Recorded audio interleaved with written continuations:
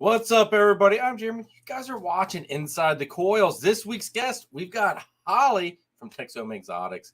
I got to meet Holly this summer at the Breeders' Barbecue here on the 4th of July weekend, and it was great getting to meet her. It was just a blast getting to hang out with her. That's all I can say. It was just a blast getting to hang out with her. I feel like we got pretty close, and she was a definite had to come on here and hang out, and I wanted you guys to get to know her a little bit better in case you don't know who she is by some dumb chance, which I have a hard time believing that, but hey, you never know.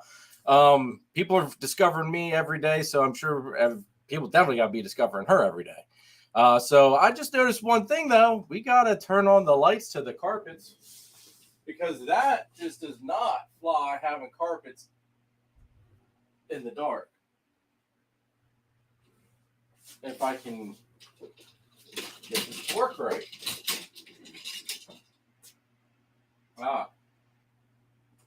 Helps if you push the right button. There we go. Now we've got the proper backdrops.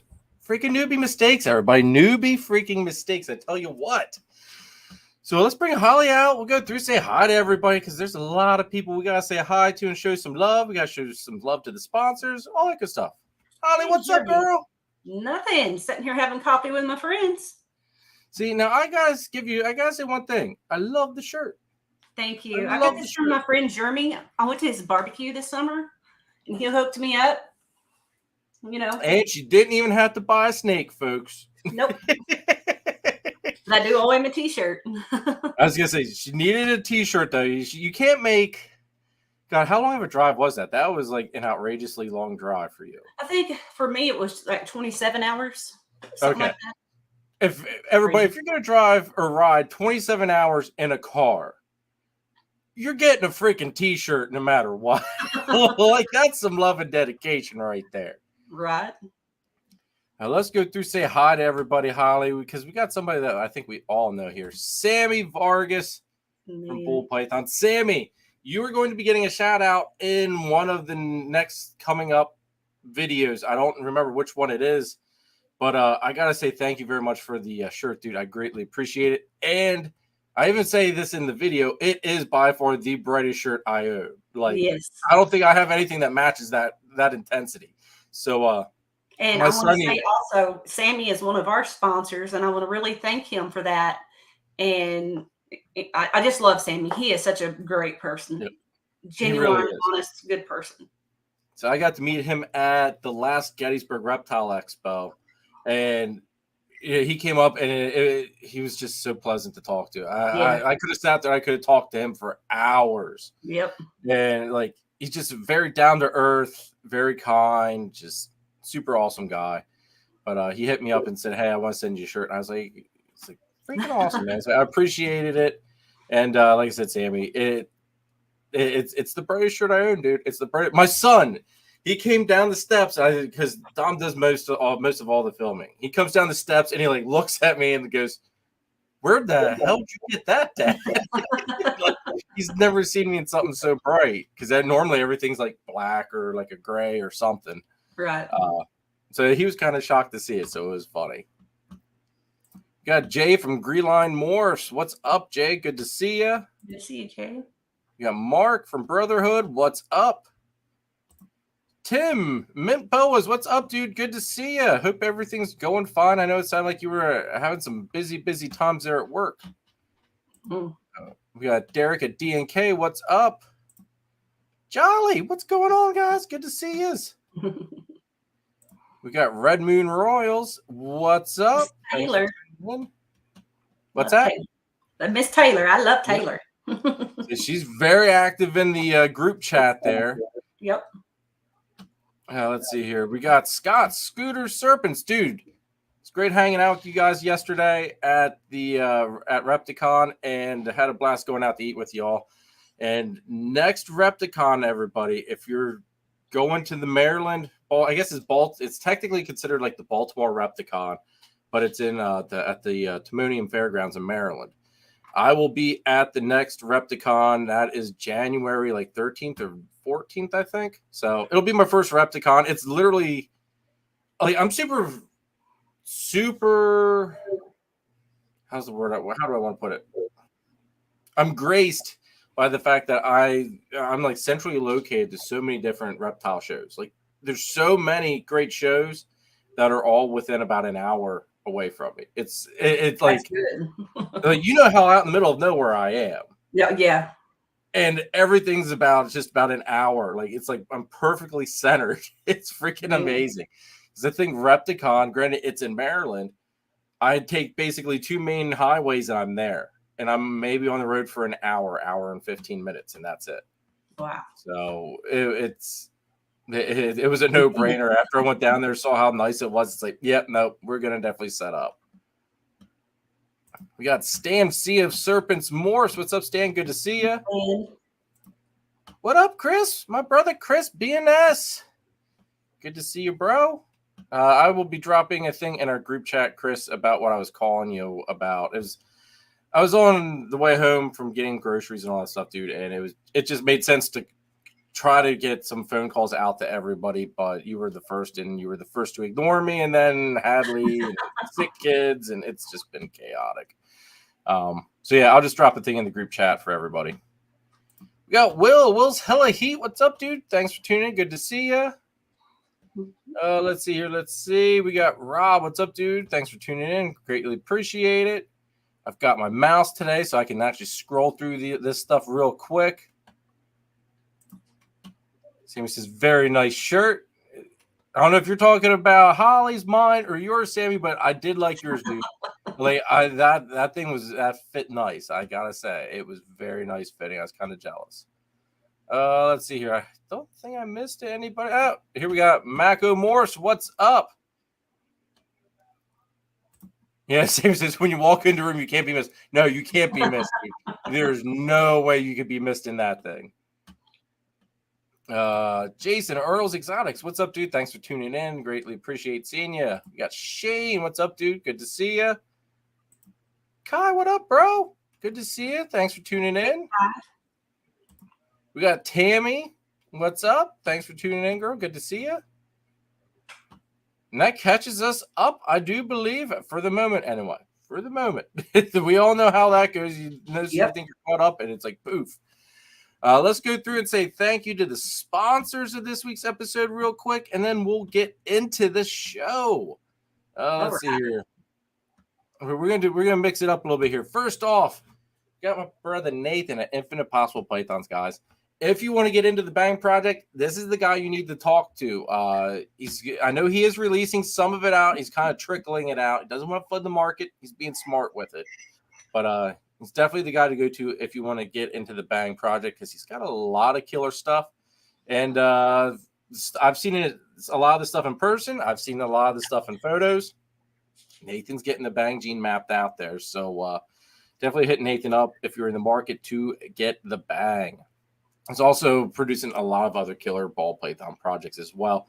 So definitely check him out, hit him up, check out his morph market. And he's also your one-stop shop for all of your branding needs, guys. If you need the banners, the big, beautiful backdrops for a show, tablecloths, God, anything merch. I mean, my shirts, Nathan does for me. So definitely check Nathan out if you have any branding needs, because he can certainly get you hooked up, because that's one of his other jobs is branding. So hit him up. He knows exactly what he's doing. And we got my brother Chris at BNS Reptilia. Chris is working so many different projects, guys, as far as lace stuff for ball pythons, some really awesome clown projects. He's also, if you want a boa, colubrid, blood python, hit Chris up, guys. He's got those clutches dropping. He's got some beautiful pine snakes, guys. Beautiful bull snakes. Like, these things are just, pictures don't do them justice. You have to see them in person.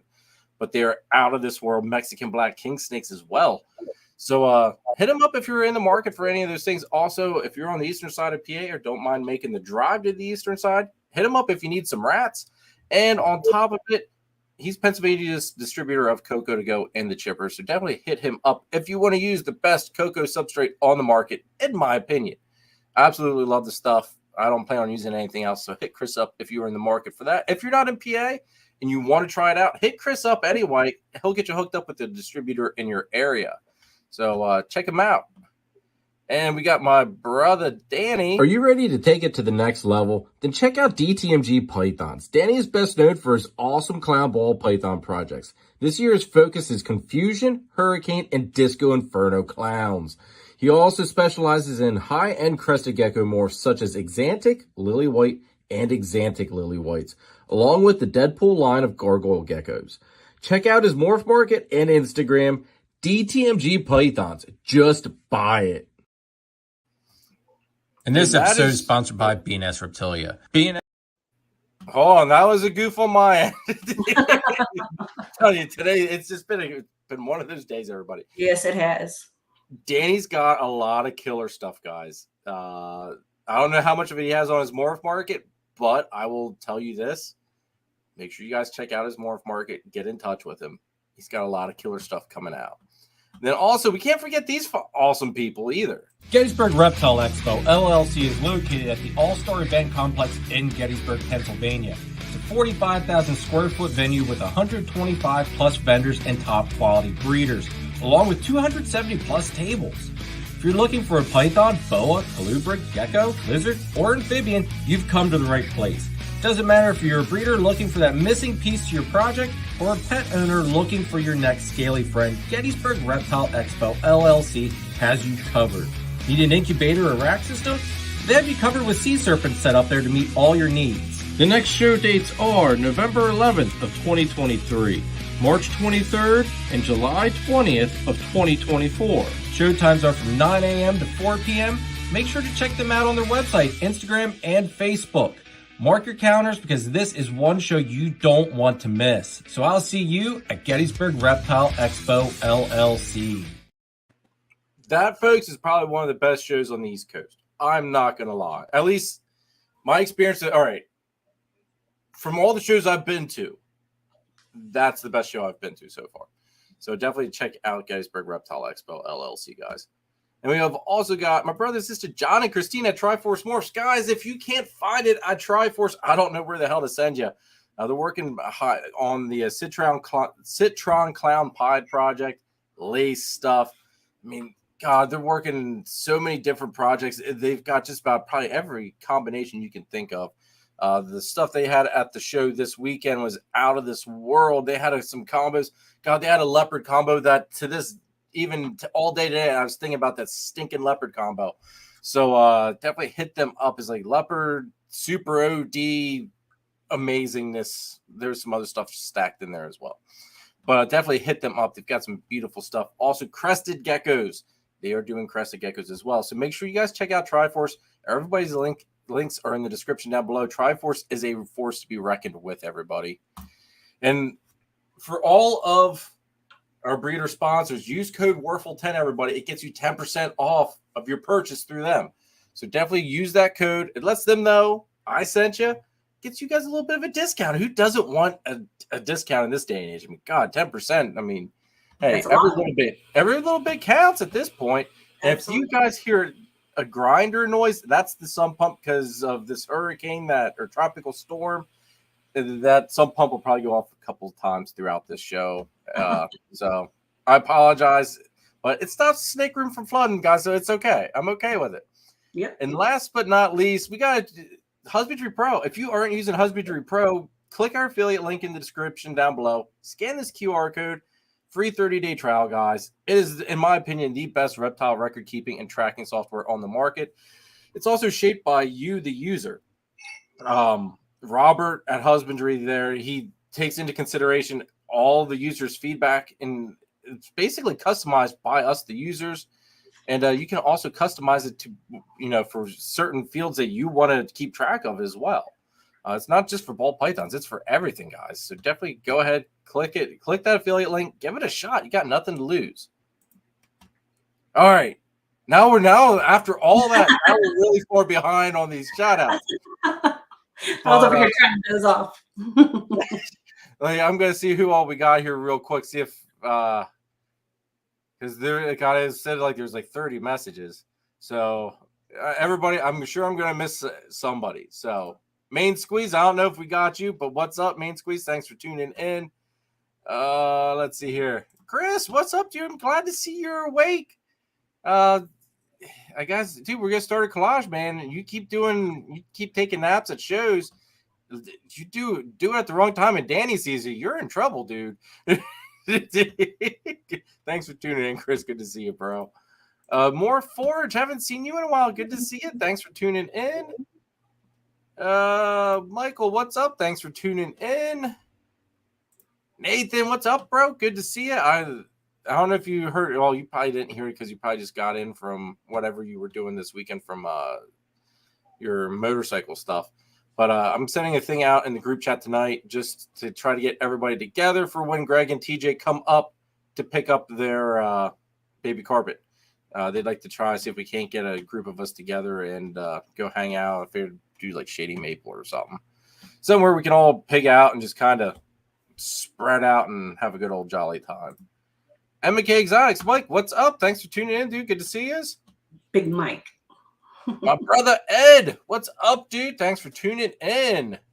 Just a quick hello. Have a night. Oh man, you got a night shift tonight. Oh man, that sucks. Thanks for tuning in, Ed. Good to see you. Ed is the guy that built these awesome carpet enclosures behind me, guys. Definitely top-notch enclosures. He's the only guy I plan on using for my PVC stuff. I tell you that. And also, he does some display cases too. He's gonna be doing my towers.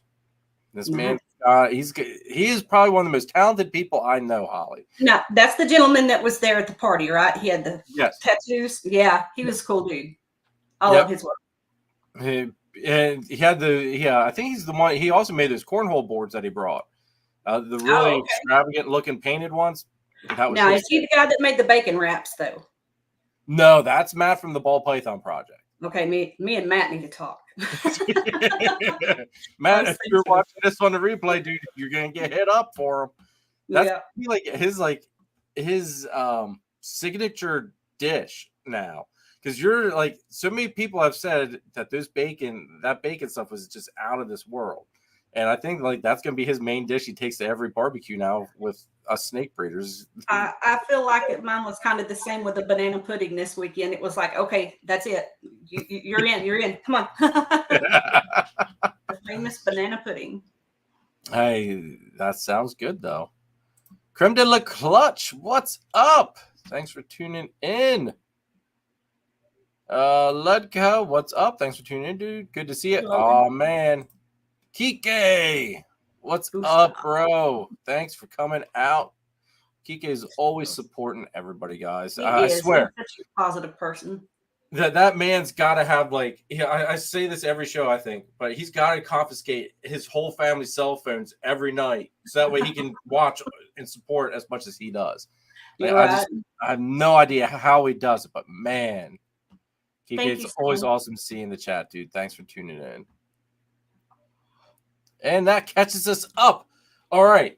Before we get behind, Holly, tell us a little bit about yourself, how you got into doing all this, and then follow up with on what made you decide to want to do a live stream and start the YouTube journey as well.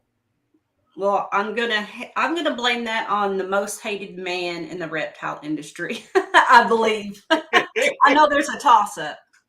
But Chris is the one that was like, hey, you need to start your own podcast. And I was like, no, I do not. And he's coached me through it. He helped me, told me what to buy, how to use it. If I have a question, and sometimes he'll even, if I was trying to do a pre-recorded show before and I'd never done one. Yeah. And I messed it up, but I didn't know it. So, he caught that way before I would have caught it. So, he's was very supportive then, and he's still supportive now. So, I gotta say, like, I know Chris very little. Mm-hmm. That little bit when you called him when we were all driving through, hitting the beer distributors and trying to find booze and all that stuff because of PA's stupid laws at grocery stores. Right. That, and then just that one night backstage when he came in and hung out with us, and then just a little bit he's been in chats and stuff. There's a persona there, and then there's Chris. Yes. And I think people need, like, I've seen both sides. I will say the Fat Man sometimes is not my cup of tea, but after seeing you have the Fat Man, then you've got Chris. Yeah. Chris is not the Fat Man, if that makes any sense, everybody. Like, Chris is very caring, loving, and genuine type of guy. He'll probably never admit that. He'll probably slap me now next time if he ever sees me for even saying that. But he is genuinely a very nice guy, everybody. But I will say he loves stickers, so everybody needs to send him stickers. Let's make it happen. Oh my God, that'll be funny. I should send him one. Actually, I need to order stickers. I don't even have stickers anymore. I hope you're using the Sticky brand. I love that company.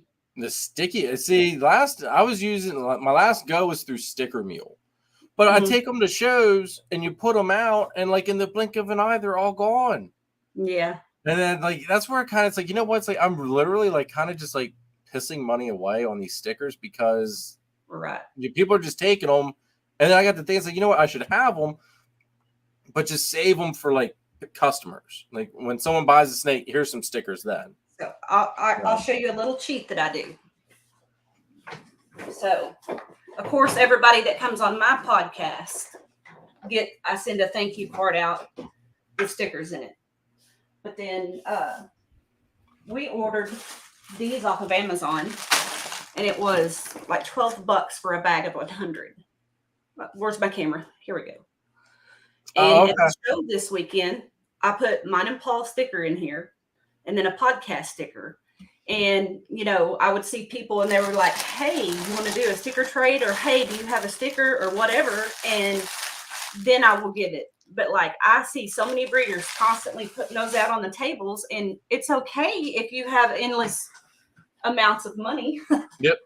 But if you don't, it can drain you. Like, you don't realize it. Like, I mean, I think I always try to get them when Sticker Mule would have a special. So you'd get like 50 for like what, $20 maybe, something like that. I forget what their specials were, but over time, I mean, before you realize it, you've racked up $100 or more, and only a handful of those went to paying customers.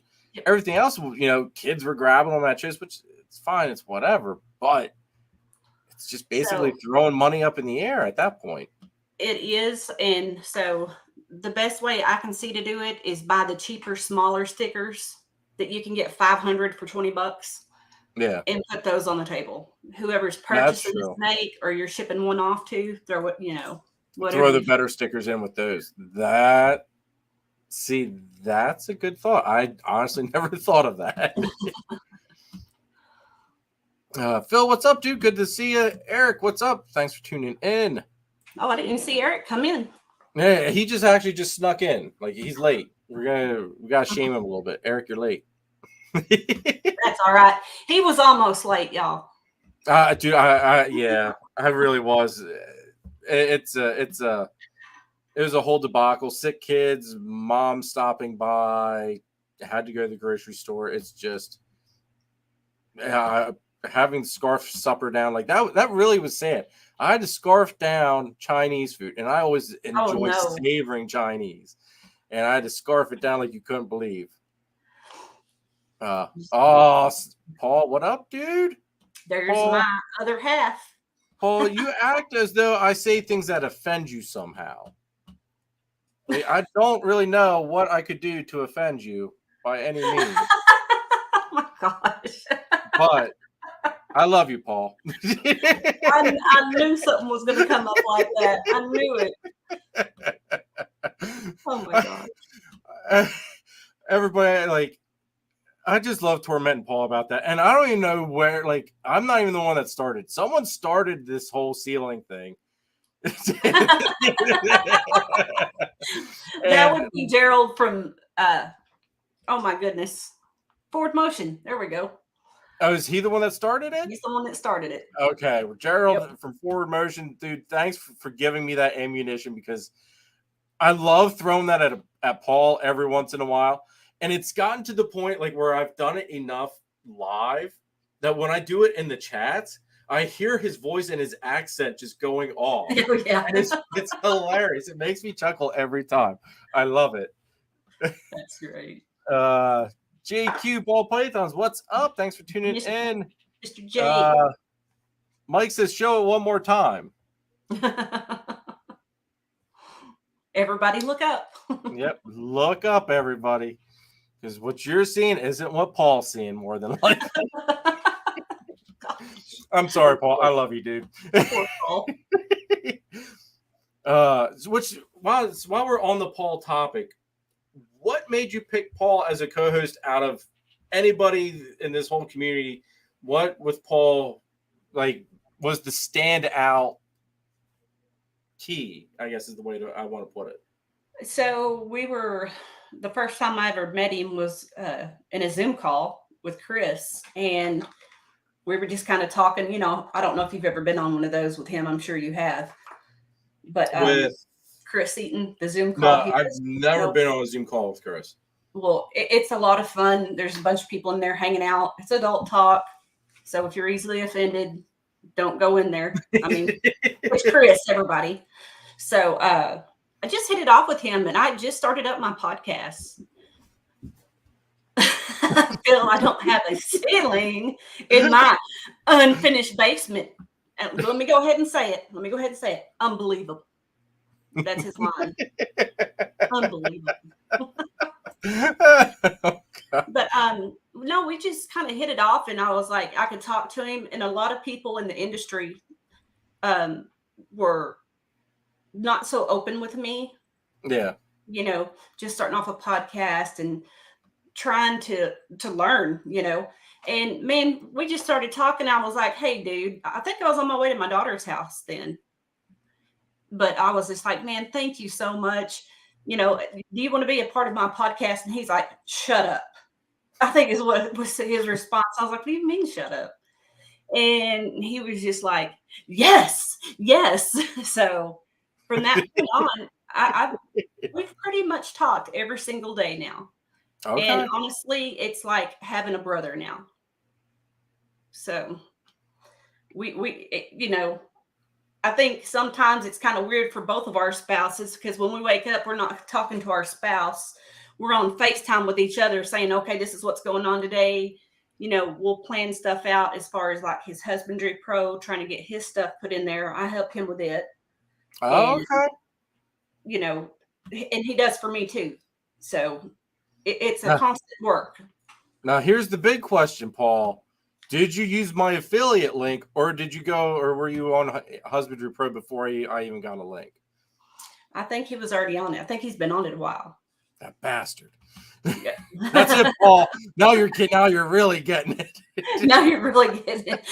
Don't bid against him intentionally now. Come on. You need to buy a spot on his shorts. Oh my God. If I had the money, I don't know if I would have picked Paul or Kevin. That's who he's fighting from, Sugar Skull. Yeah, Kevin. I don't know if I would have picked him or Kevin. Like that. Well, I've not seen Kevin in person, but I've seen Paul in person. Well, you did too. Paul was another crazy one that decided to make a long drive down here just for a barbecue. It was amazing. Yep. What was you already on, Paul? I think it means he was already on Husbandry Pro because he said, "Suck it, Jeremy." That's great, Paul. Bosa said I would pick Kevin, but praying for Paul. Oh, Kiki, poor Paul. Paul, but you know I'm on your side. I got your back. I was gonna say, I guess I almost have to be on Paul's side because, like, I've never met Kevin, so I've at least met Paul. So I guess I'll go ahead and throw myself under the bus now. No, I won't. Nope, I ain't doing it. Well, they kind of like come to me for something, and I've went like this. You'll find out. You'll find out. They're both going to be like, okay, we both hate you now. Well, you guys have a bet going on here about losing weight or something like that, and now how's that going? Who do we know a winner yet? Or Well, unfortunately, I don't get to go to Tinley this year. So, shoot, that's right. yep. That's right. I So, didn't think of that. I think I'm just going to go ahead and put on some clown makeup, and he can wear a dress on the stage up to the fight. That works. Hey, that works. That works. Charlie, what up, dude? Good to see you, Charlie. Those sheds should be hitting you around. They said it. The post office said Monday, so Monday or Tuesday. So I'm anxious for Charlie to get those sheds. They sent him like 5 sheds for me to personally for results, and I sent another one to help him hopefully start to map out TSK Exantic. Oh, okay. So I'm excited to hopefully have him get that.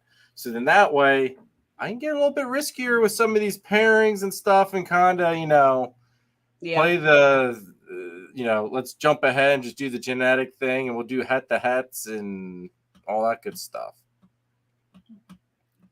But really looking forward to it, Charlie. Everybody, if you guys don't know, check out Charlie if you have any testing needs. Definitely awesome dude, awesome breeder, but I don't want to use RGI anymore. Like that last wait time, guys, I'm not kidding, was at least 2 months wait time. That is freaking ridiculous. And can I put this in there? If they would use the hashtag unbelievable, that's an extra 10% off. There you go. There you go, guys. Hashtag unbelievable. Wisdom, y'all. And man, I shouted him out so much yesterday. Just nearly every booth we went to, I was like, okay, who do you use for testing? And like, I would so much rather, well, one, I always root for the little guys to begin with. And Charlie, I feel, is a lot more personable. And I've just got this feeling with Charlie and everything I've heard so far. It's like, why wouldn't I want this man to do my testing for me? Yeah. I mean, and like I've had him on the show, I've talked to him, he's an awesome dude.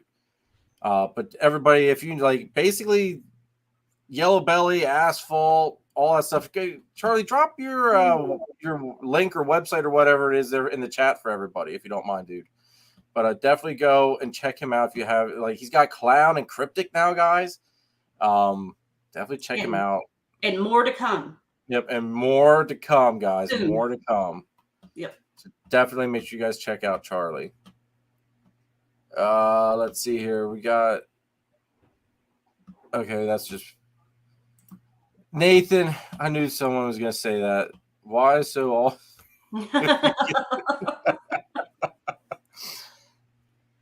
Nathan, TSK is where it's at, bro. You will be so sad when I throw that bang into TSK and it's just like it's unlocking like Pandora's box of greatness. Oh, like, it's gonna be amazing stuff. Bang with Exantic. I tell you what, Holly, mark my words, is where it's at. I can't wait to see it. Because have you ever seen a bang in person yet? No, Paul has one, so I've got to see his just on camera, but not in person yet. Bang is like yellows and golds, where like Orange Dream has obviously orange. Well, think about it. Exantic takes away yellow pigment. So if you're already starting off with something that's got more yellow in it than anything, it's going to become more white. So that's kind of my thought process with it. I need Nathan to help me make it happen because I need a bang. That's funny. Well, Paul may have one for sale here in a couple of years, so. Well, Nathan, God, he teased us with some pictures of stuff a clutch that he cut, and it's just like we're sitting there looking, and it's like I know all of us had to be drooling about what was in those eggs. It's just like you son of a. Taylor says she loves her some TSK. See, Nathan, see. Someone knows what's good. Someone knows what's good. Holly, you don't have Exantic yet, do you? No, I don't. Unfortunately, not yet. See, we gotta get you on some Exantic stuff. Yep. Are they saying something? Oh wait. Jeremy, you missed the TSK clown on the auction. Yes, and it went for $600, I believe. What? Yeah. Oh my goodness. And that was a gorgeous. It was a male too, wasn't it? I believe it was male. Oh. Why do y'all hate me enough to tell me these things? Like I stayed, like I didn't even watch the thing. One, I had because of all that was going on, but two, because the last time I watched it, there's so many snakes I saw. It's like I wanted them, I just couldn't afford them, and the prices made me sick. Yeah, and it was just freaking nuts. Korea says they already have the testing for Exantic. They have the testing for VPI at RG. Excuse me, at RGI. But the RGI doesn't have any of the other stuff that I'm aware of. Let's see. Chat's going off. So while I scroll through here and see, our bang will finally make too nice. Nathan, I must have missed something scrolling through. See, okay, he's saying TS. Okay, see, it's about time Nathan says it's at least nice. Okay, I will be. I don't know what all you're looking for with TSK stuff, but I have a whole nother clutch of stuff that could be visuals, and not going to count my chickens before they hatch, but I did some ultrasounding today, and my two visual Exantic girls, the pastel Exantic Holly, I ran the ultrasound down her, and it was like looking at balloons just floating in a body.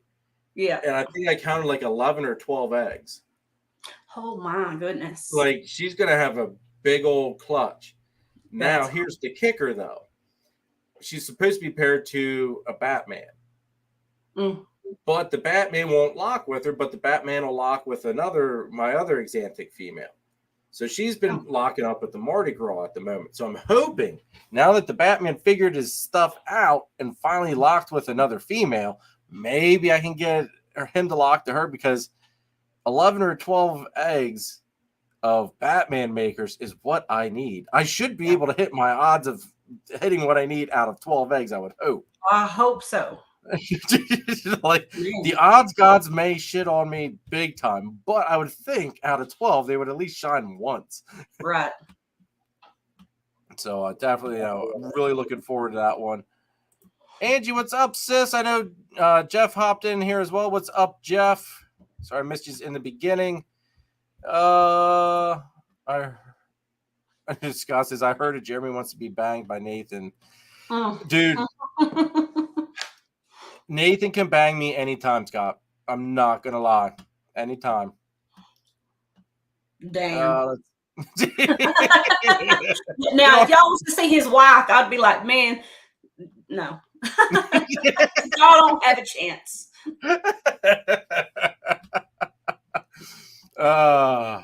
We always call Nathan the Bang Daddy.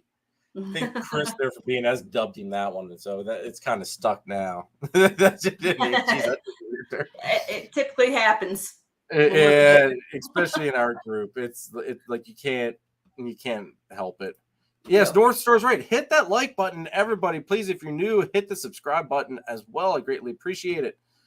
So, Holly, what made you get into the breeding aspect of the hobby instead of just keeping them as pets?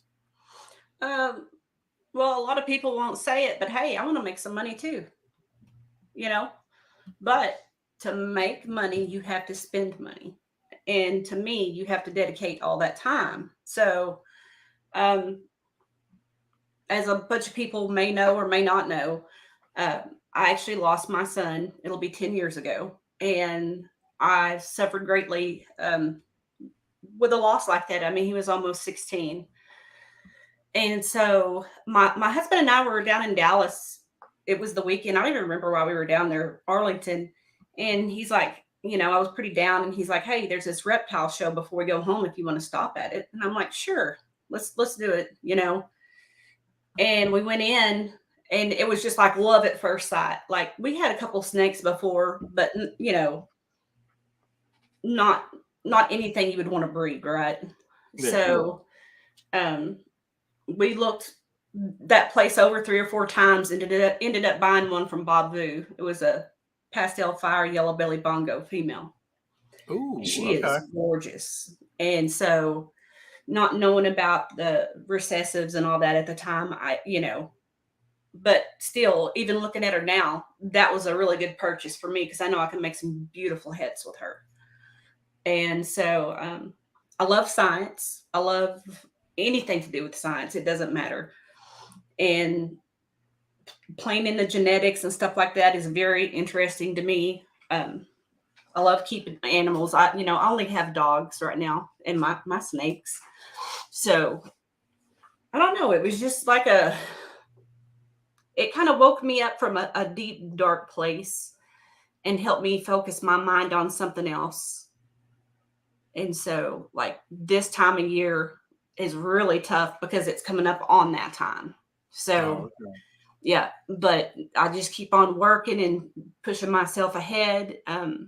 Mental illness runs very heavy in our family. So, that's what happened with my son. He tried to commit suicide. It didn't work.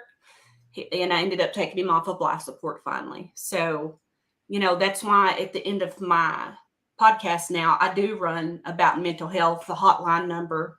And for Paul, he's 8 years clean now. Yep. And so we're very proud of him for that. And I run that ad as well at the end. If you're having trouble, it's actually for the mental health and for drug issues. So, that stuff is right here. And my intro or exit video says it. Protect your brain, protect your peace. Don't let nobody, take your peace away.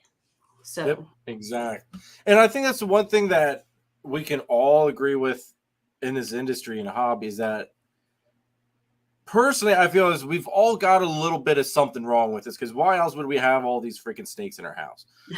But for me, and I feel for most people, these animals are very therapeutic. yes. And I think that's something that people overlook a lot of times is like I can have the worst day in the world. And I'll come down here, and this is like before I used to go up to my man cave, and it would calm me down a little bit, but it was I'd still be in my head. I come down here and just cleaning, opening up tubs, just going through the motions, seeing the animals, interacting with them. It clears. Like I'll leave and I'll go upstairs, and it's like my mind is just completely like blank. Like it just erases all the problems that what was dwelling on me, and it's just so therapeutic for me. And it's honestly probably one of the reasons that keeps me, even through tough times here, it keeps me so optimistic and in such a good mood because it's like it just helps take away everything. It does. And it does for me. And it gives me something to do. Like I said, going in, cleaning every day, the watering, even the rats and everything, as much as I can't stand that smell out there, I still go out there and I still do it. And I love them. Bobby and I will be out there and we're all, look at this baby. Look at this baby. It's so cute, So. So Bobby says, then she just starts hitting up Bob. See, that there is what's dangerous. So having access to either good friends or good people like that. Bob is, oh my goodness, dude, he's the best. I had fun with him when I had him on the live in the beginning of the season. It was like, that was the first time I've ever talked to Bob or anything, but it was a blast having him on. Yep. Let's see here. There's a lot of stuff going on in the chat. Greatly appreciate all the chats going on, everybody. Good to see us. Red Moon says, yes, while trying to get their mental state situated, spend many days in my snake room with minimal lights and just spending time with the animals. Yeah, like it's super freaking, like even just today, like going through ultrasounding all the females, like a lot of the females I'm gonna say half of what it looks like it's gonna go is stuff I produced my first season. So it was like gratifying, relax, like it was just the best feeling ever. And And actually, one of my favorite things to do with them is go sit outside in the sun on a, not too hot of a day. Yep. But just to sit out there and feel it, oh, it's great. See, all right. Now, have you ever, when you have your snake out there, have you ever had this terrible feeling or thought of like you're out there holding the snake and all of a sudden like a hawk or an eagle is going to come by and just scoop it right out of your hands? Because I have that. That's I'm not gonna lie, scared shitless of taking any of these things out there. Not only would it probably freak the neighbors out, expect like I've taken Xena out already, but the neighbors weren't out. I'm sure if the neighbors saw that big sucker out, they'd probably start questioning their neighbor a little bit. Right. Yeah. But like I'm always afraid if I take them out because like there's bald eagles here. Like regularly we see bald eagles, hawks, falcons, like stuff that eats snakes. I'm just there thinking that something's just gonna pick my snake up off my hand. It's too hot to see those big birds flying around right now. Wow. I said, do you guys have bald eagles there or not so much? Not so much. Okay. I've seen maybe 2 in my lifetime here. Oh, okay. See, like they used to be very sparse here, but now I don't know if it's just because of where I moved to. Because I used to live a little bit farther south and not so close to the river, but being close to the river, oh my God, like they're all over the place. Yeah. It's beautiful and amazing, but like it's just like it makes me think that thought in the back of my head, I can't take my snakes out because something's gonna go and steal it. And now my jerk friends that I love so much taking their shots at me. Nathan, Nathan, the ball, nothing would take my TSKs because of how bright black and white they are. They know better that's not something they eat. I'm really liking Nathan. Oh, you need to be around Nathan more, Holly, because this is just mild. You wait till he starts getting on some of the other guys. Like, oh man, well, so we need to try to get him in that group, huh? Yes. Oh my God, yes. Nathan's one of those guys where like he'll be silent, and then he'll pull like a ninja and just put in, just add that little jab, and then like he'll disappear again for a little bit. Like jaw dropping morphs the other day. Yeah. I mean, he just kept on dropping them so fast. We were just like dying backstage. Kai picking up snake poo is therapeutic. Clear our brain. Man. Eric and Courtney, what's up? Drop time. Good to see us. Hope you all are doing good. Kai says that they have hawks visiting their chickens. Okay, see, that's another thought that Phil, you're not a jerk. Phil's just like quiet. Phil's just quiet in the group, and he just packs all that knowledge, and then he shares pictures out and makes everyone jealous. Yeah, he's got one back for me. Oh man, it's fire too. Oh, yeah. I'm cute. Are you allowed to share what this is? I don't know. Let's ask Phil. Phil, should we share what it is?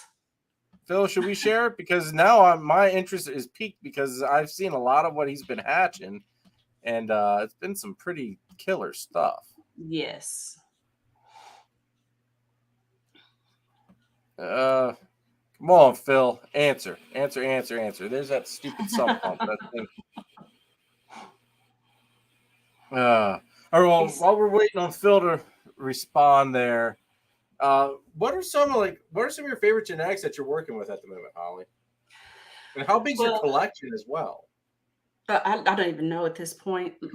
I honestly, because I do the rats and the snake trades with Earl, so I get snake. I'm getting more and more in like every 2 or 3 weeks, and I'm like, oh, where am I going to put this one at now?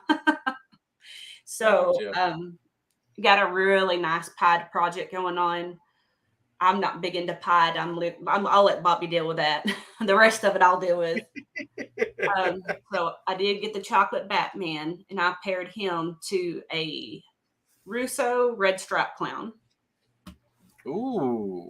And then we've just got a lot of stuff like that. I do love the black pastel. Don't have a lot of it yet, but more of the clown stuff is the road I'm taking, you know. Okay, And so clown's kind of like clown's your cup of tea then? Or your well, main focus? if they're not okay, if they're dark, I like darker jeans. I don't like the lighter jeans. So that's where I Okay. wanted to go, is more granity, dark clowns. So, and he said yes. So it is a male lace clown. Oh, very nice. Very nice. Very, very nice. I've had a feeling it had to be lace something. I don't know if got to see the pictures of the lace clowns though. Maybe I did. I feel like sometimes our chat just gets that crazy, like you miss so much. Right. And you don't, it's like there's no sense in it's kind of like your group chat where once it gets going, sometimes after you pass a certain amount of message, it's just like, yeah, no, I'm not even gonna bother trying to catch up. Yep. Yes, it is. I think Kai's gonna be jealous now. That sounded like some jealousy from Kai. Oh, Chris held my snake. Oh, thank you, Chris. That man is funny too. All y'all that come on the show on Saturdays and just hang out, it's so much fun. I've had such a blast with you guys and getting to know. Oh, it is. I just wish I could make more of your shows. It seems like we never used to do anything on Saturdays, never. Mm-hmm. And now all of a sudden, it seems like every Saturday we're doing something. It's just like, no, I want to hop on and like talk with people. So, all right, as far as the dark clown stuff, where do you what other genes do you want to add into those projects then? Definitely Nanny, some Lori stuff. Love both of those a lot. Okay. I've got Confusion, which is, going to mess up the patterns, and that's what I'm going for right now. Of course I have Ultra Male. I have so much of that stuff in there that just need to mix it up. Right, there's Don. I love that guy. Yeah, what up, Don? Thanks for tuning in, dude. Ultra Male. Mm-hmm. Do you think there's a huge, big future for it? Do you think it's just like a? I don't get the big hype behind Ultra Male. I'll be honest. So what do you think the future of Ultra Male is? Because it seems like Ultra Male and Monarch, or there's a big fight about which one's better. There's different tones. Which one do you think looks better as the adult? Ultra Male. Ultra Male. And I'm not a banana fan at all. I don't even have a banana here, but it does look good in banana. But I'm not going to work it that way. I'm going to work it into more of the granite stuff and see, the hurricane, this, that, to try to change at least the alien head color or the snake color and leave the alien heads the same color. I don't know if it can be done, but it's worth trying. And I want to do bamboo to it and, see what you can do with that. See, I think part of my issue with the Ultra Male thing is that I don't. My color blindness. My partially color blindness has got to like really screw with it and make me not understand the big hype behind it. Mm-hmm. And I think that's kind of where I just fall short on it. I think that's why Exantic's my thing too, because Exantic looks brilliant to me. It's not, that's funny. Everybody wants to add color. I'm here like, no, take that shit away. No color. Oh, Baltic Coast. That's a good question. That's a big debate. What's better, VPI or TSK? Oh, that there is a no-brainer there. TSK. And in all honesty, after having John Daigle on, and he even said it himself, he's like, there's no good and bad, or there's not one's better than the other. There's good and bad of them all. It just so happened that I chose TSK because a lot of what I was looking at, the TSK stuff popped out more to me and looked better to me than what the other stuff did. Mm-hmm. But now I've seen a lot of killer VPI stuff and everything else too. Yeah. So it's just kind of one of those like VPI, like I'll admit, if you want to have no problem moving animals, VPI is the way to go. Like, it's a lot of people use it. I think that's why a lot of people choose it, is because that's kind of like the quote unquote standard line of Exantic. Most people work that line. Mm-hmm. But then the others are more, I'm going to say, like specialty lines. And it's a little bit more limited market. And does it make it a little bit harder to move stuff? Yeah, sometimes. But it definitely, to me, TSK just really stands out, and it looks best to me. I like them both. Bobby wants TSK. I'm either way. Hey, I've got a mail up there on Morph Market. I'll make you a deal. Visual. Bobby, listen at him, y'all. Listen at him. Bobby, go ahead. Go check out the Morph Market, Bobby. He's listening in there on the 82-inch TV. He's probably in there on his phone already. I was gonna say, what's on there? I'll work a little bit with you on the price if you all want it. But I hear him he's laughing. on there. I hear him laughing. Scott here says he thinks bamboo acid ultramel would be pretty cool. Yeah, that sounds cool. Acid with anything, I think, is going to be amazing. But then your acid and confusion. What do you think about that? In all honesty, to me, they all look the freaking same. I think they're all the same thing. It's just a matter of someone named it something, and Right. I think if you would genetically test it, Charlie, I think it would come out that it's the same thing. In all honesty, I really don't think there's a difference between them. I could be wrong though too. Mm. I wanted acid just because acid sounds cooler than confusion. Right. I mean, I've kind of come to that conclusion that names affect how genes are chosen to an extent. Like, there's not so many people that work nanny, I've noticed.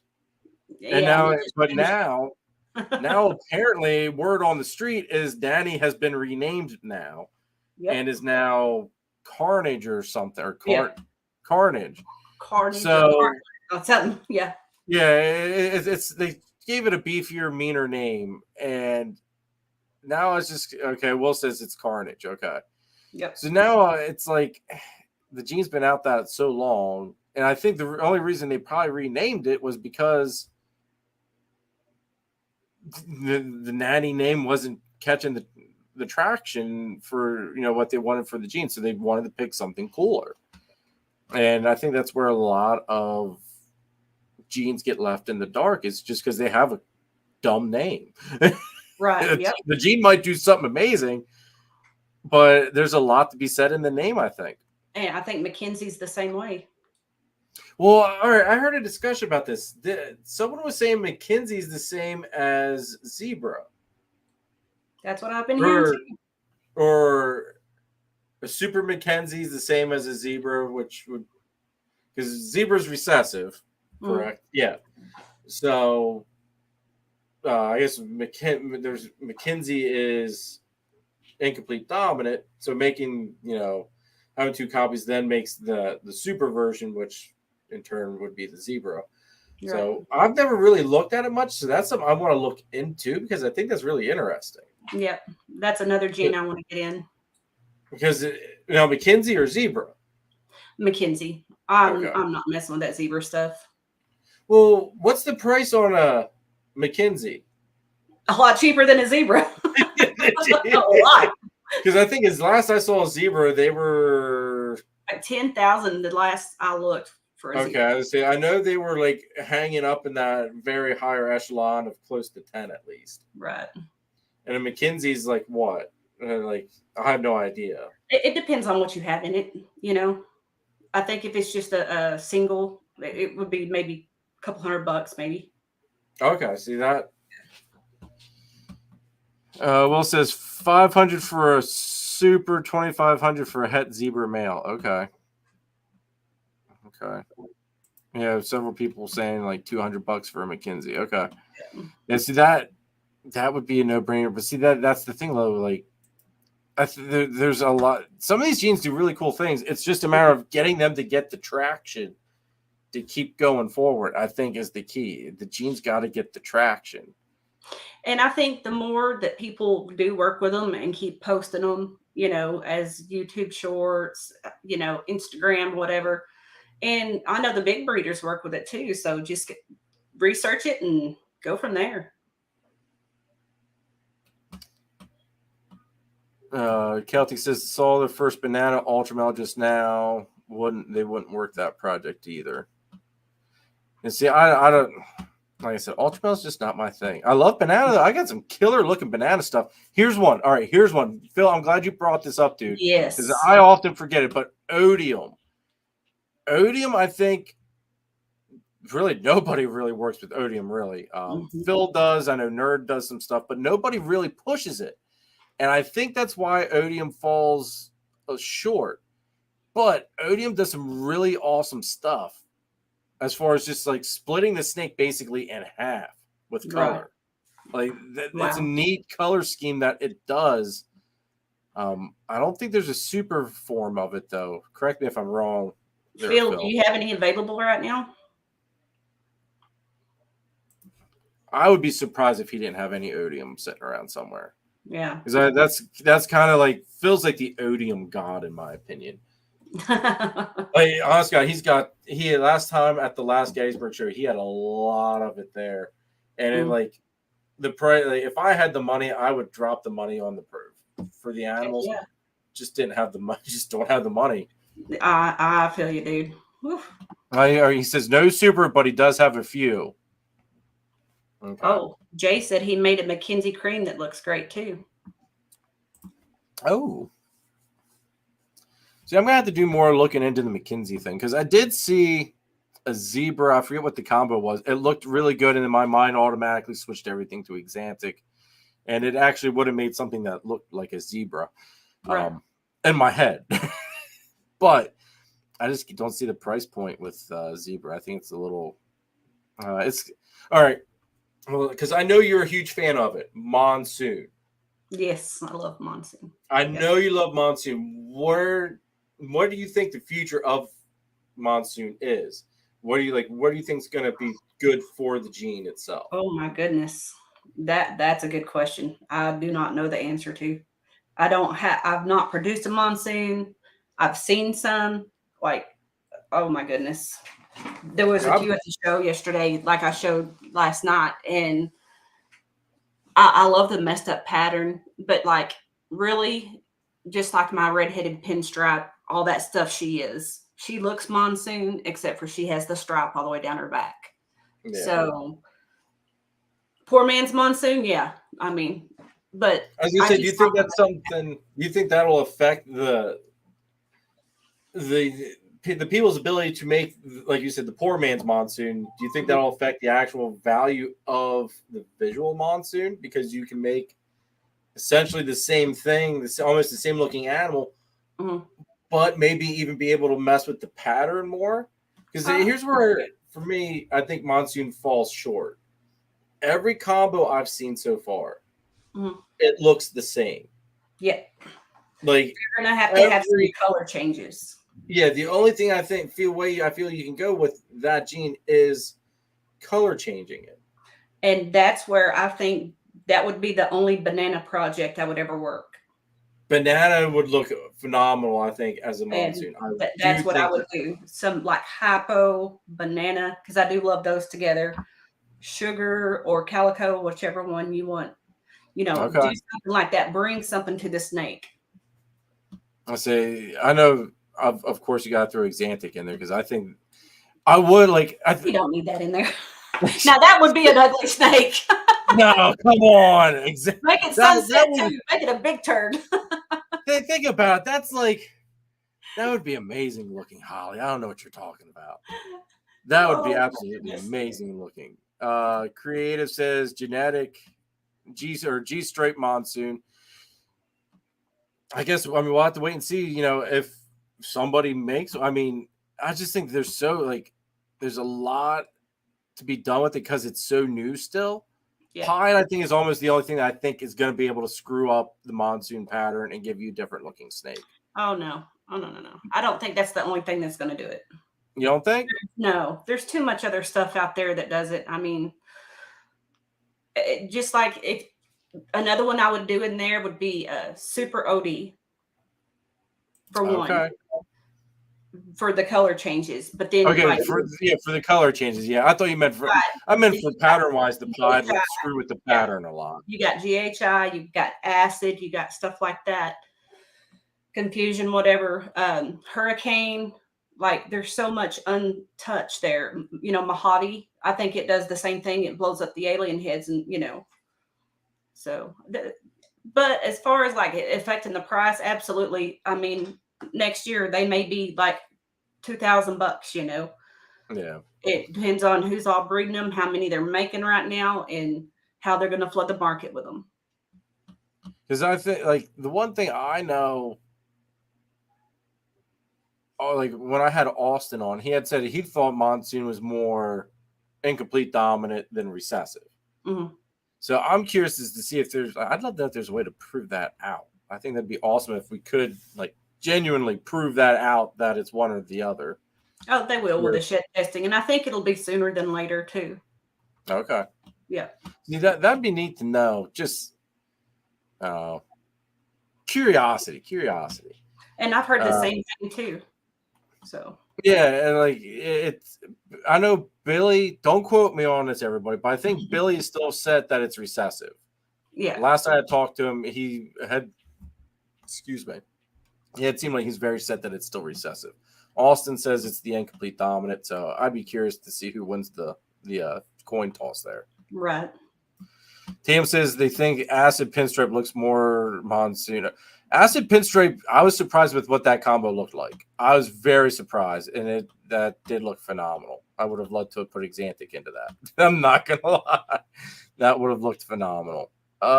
Jim, what's up, dude? Good to see you. Someone got a het monsoon or monsoon to pair with my hypo G strafe. We can find out.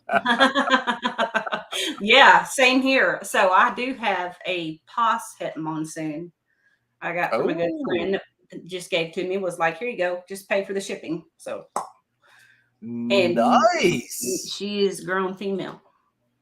Nice. Now, if only there's a shed test to prove it, you didn't have to wonder that. You're right. And I had a male. But you know, you could always just get someone to loan you. Like I keep trying to do the same thing with Nathan for the bag. You know, it's like I don't need him. Like you can own him. Just send him here for like 2 months, maybe 3 months. Just 3 months, like vacation stay type of deal. Send him over to Warfel Resort. He'll be well taken care of. We'll feed him good, and then we'll send him back when he's done. David, what's up? Thanks for tuning in. David. Paul says it looks the same. Sean, what up, dude? Good to see you. Pine Joy in the house. Thanks for tuning in, guys. Good to see you. Hope your carpet baby's doing good. Phil says he needs a bang too. See, everybody wants banged. Like, there's no way around it. Yep. It's the way the world goes, everybody. Everybody needs a bang. And keyhole.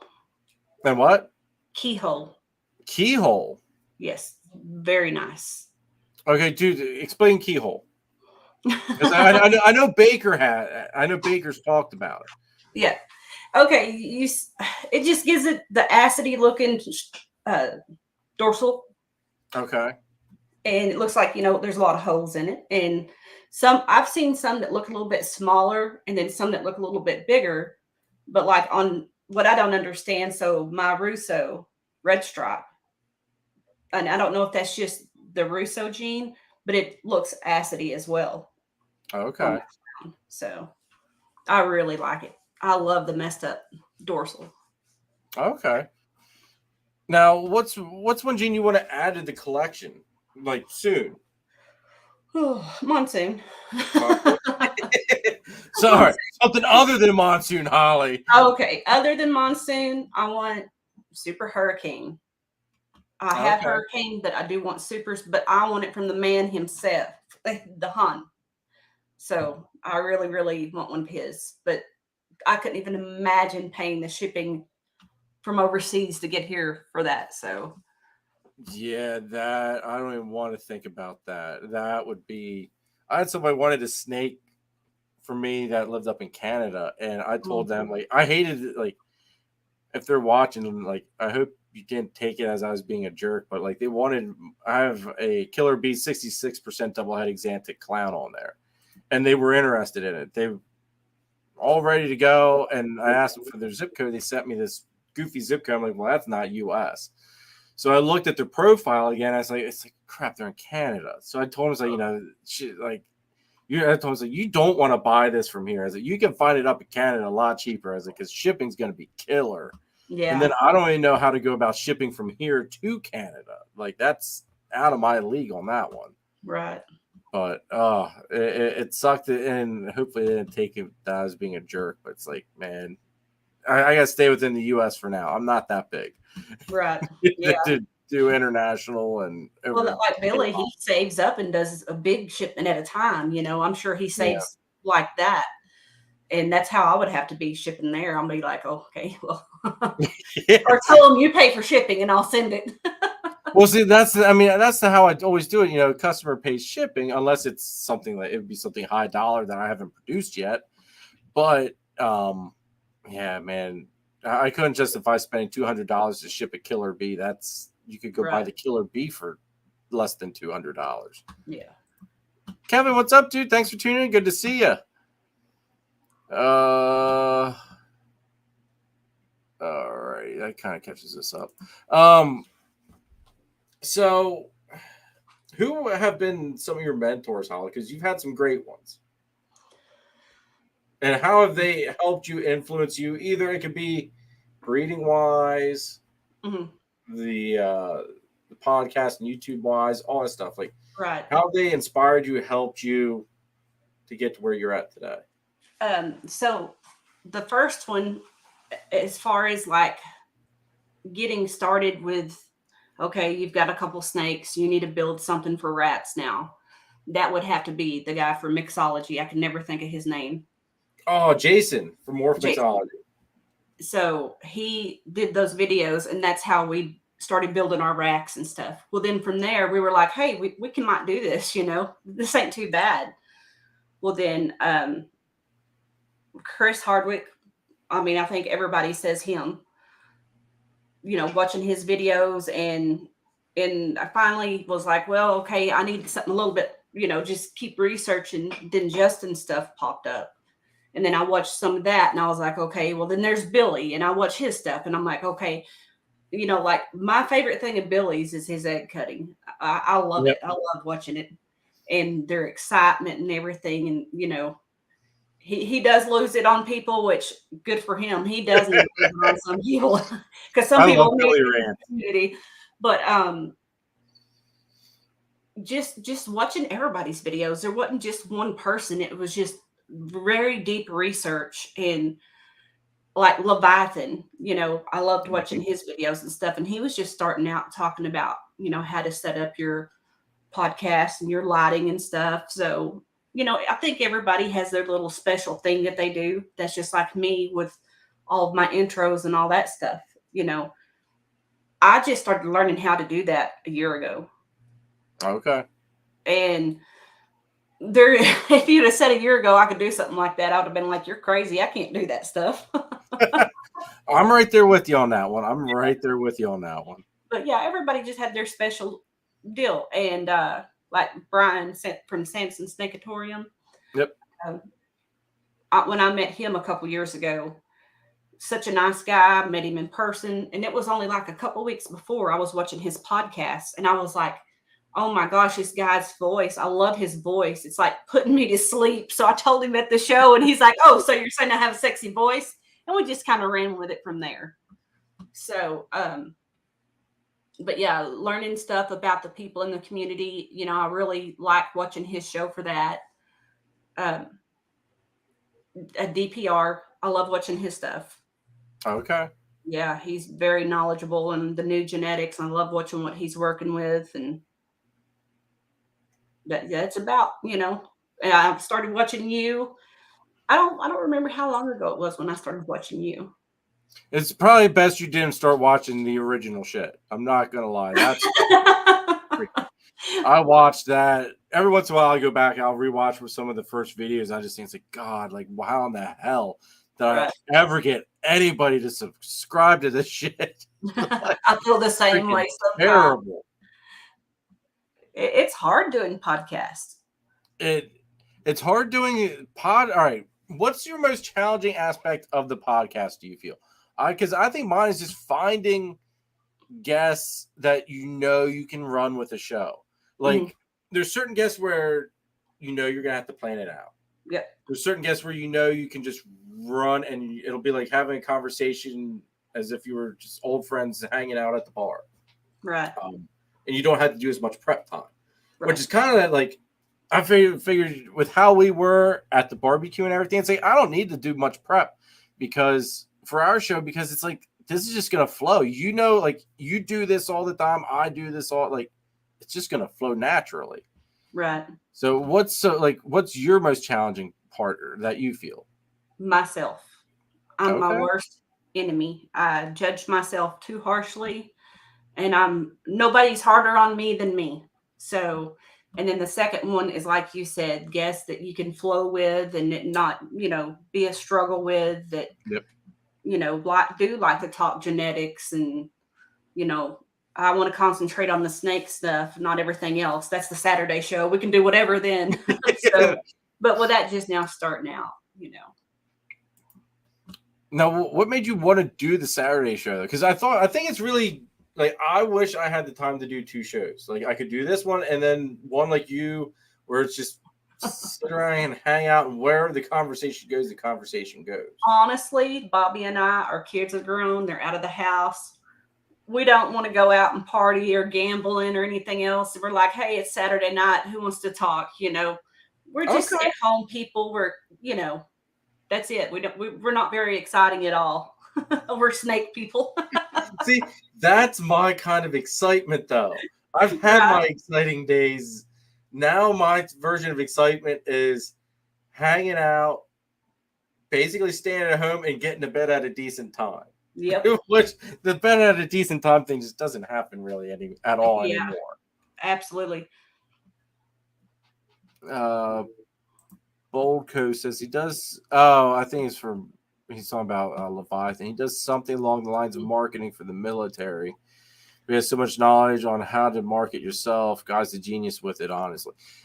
Steven is a marketing genius. There's no doubt about that, if that's who you're talking about. Right. I believe that's who they're still putting.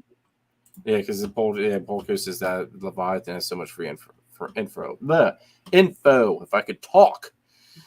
And so does Courtney, though. What's that? Courtney's amazing, too. Yes. She did a video the other day on shipping, how to ship a snake. And I was like so into that because I've never shipped a snake before. And yeah, it's something as plain and simple. But if you've never done it, sometimes baby steps are just what we need. Well, it's even to this day, it's probably the most stressful aspect of breeding is shipping an animal out. Yeah. Like I sit there and I worry sick as soon as I drop that animal off. It's like, please make it. Right. And like I always ship to hubs or to the ship centers. That's my thing. If you want guaranteed live arrival, it's got to go to the ship center and you got to pick it up. I've had 2 people want to ship to their address or their place of like a certain place other than the ship facility. Right. And after dragging my feet on it, I was like, okay, we'll do it. But as I told him flat, I was like, I can't guarantee the live arrival because there's too much stupid crap that can go on. And the last one, lo and behold, the stupid crap that could go on went on. Oh, no. The normal delivery driver called in sick or something like that, so they had a backup delivery driver. That driver could have cared less about trying to get anything to where it belonged. I guess the address was for somebody that was in a trailer park, and they basically didn't put in the effort of trying to locate the actual address. So they marked it as the address wasn't correct, and then thank God for Redline shipping on that one. They handled that very well for me. See, and I think that's who I'm going to be going with because I hear nothing but really good things about them. And if there's a problem, they're right there. And Yep. They called me before I knew there was a problem. And they're like, hey, walking me through everything, tell me what the issue was. I'm like, no, it's like, this is like, that's the address they gave me. Like, that's the address. Mm-hmm. And they pulled it up. They're like, no, you're right. Everything's right. It's the screw ups on their end. So they went and they bugged FedEx more. They dug deeper into the situation and found out, that the normal driver wasn't there that day as a fill-in, and the fill-in could have cared less about doing their job. Right. And FedEx, I have to say, I wasn't pleased with how FedEx handled it. I was super pleased with how Redline was handling everything. Ultimately, Redline can only do so much. And it got to the point where basically the animal went back to the ship center that night. Mm-hmm. And because if I was FedEx, I would have told that driver, you're going to get that animal. You're going to take it to the address you were supposed to take it to. And until that happens, you're not done working for the day. Like, you're going to do your job. You're going to do it right. Yep. If that's how FedEx, that's how I would run FedEx if it was up to me. But it's not up to me. But needless to say, the animal got out the next day. I guess it was maybe the normal driver. The animal arrived safe, sound, no issues at all. But God, I was furious. And I wasn't mad with Redline. It was just FedEx. I was just like, I wanted to ring the necks. Yeah. Bulko's they're so remote up here in Maine. I have no choice. It's a 2-hour drive. Oh wow. Yeah. You see, that's what I didn't realize is that some people do have terrible drives out too. I guess I thought these ship centers were a little bit more widespread. I didn't realize that they were that far out. Well, I know here the person who delivers, it's just the regular when Bob sends me a snake, right?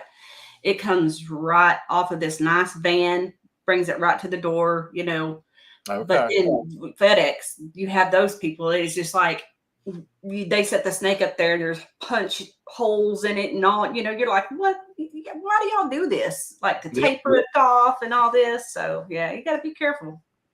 It's the, like I said, it's the most scary experience for me as in this industry and hobby is the shipping aspect. Right. Sean even says Redline's been great for them. Decided because I used to use Ship Your Reptiles. I've never had issues with Ship Your Reptiles. I will say I've never had issues, but I wanted to give Redline a try because there's all of those promo codes and all that stuff. I did some playing with numbers. And I was able to give my customers a cheaper shipping price and still give them the same quality of shipping, with Redline as I could with Ship Your Reptiles, So why would I pay more if I can get the same great service for less? Right. Didn't make sense. So that's what got me started on Redline, and I don't plan on leaving Redline because I'm just that satisfied. After that incident, they won me for life. Right. So Jay's even saying the same thing. Redline for the win. Yeah. Let's see. Everybody, if you guys have any questions for Holly, don't forget to drop them in the chat. Also, make sure you guys hit that like button, please, and hit that subscribe button if you're new to the channel. Love all the support. Definitely go check out all of our sponsors. Boku says, yeah, it's going to get to the point that going to have to make a decision to only produce snakes over 350 to 500 for. Okay, that makes sense. Yeah. That makes sense. Although, I mean, you could. I know FedEx does that thing where you can book them to come pick the animal up at your house. Oh, really? Yeah, I didn't know that was a thing, but apparently it's a thing. So that was a new lesson I learned this past week, 2 weeks. No, this past week. Anyway, whenever I learned it, I learned. I can't remember. Everything's blending together. Right. Now you were saying about that you're breeding rats. How much time do you spend in your rat room, Holly? I think it's like maybe 5-6 hours a week. Okay. And it's in our garage. So, I mean, we're in and out of there every day. So we're constantly looking over like, yep, everything's good. You know, you don't smell nothing dead. You're okay. God, that would be Yeah. bad.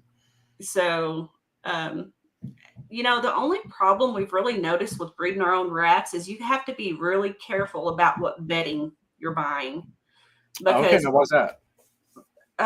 you want the kiln dried bedding, double dried if you can get it. I don't know. It's just some brands. It's like, you know, we can only find it because we live in a very small town as well.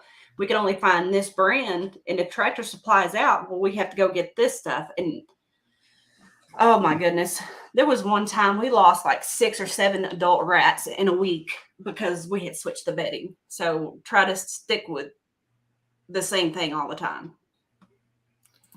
Bull Coos, yeah, it's still overnight. Like they'll pick it up as late as they can to like within, you know, reason, I guess it is. But yeah, it's still overnight shipping. It completely, you know, blew my mind away. So check it out. Like I've never done it, but when I got my mail from Jeff and Angie, that's how they did it. Like it was kind of cool. Like, I learned something new. I didn't know you could do that.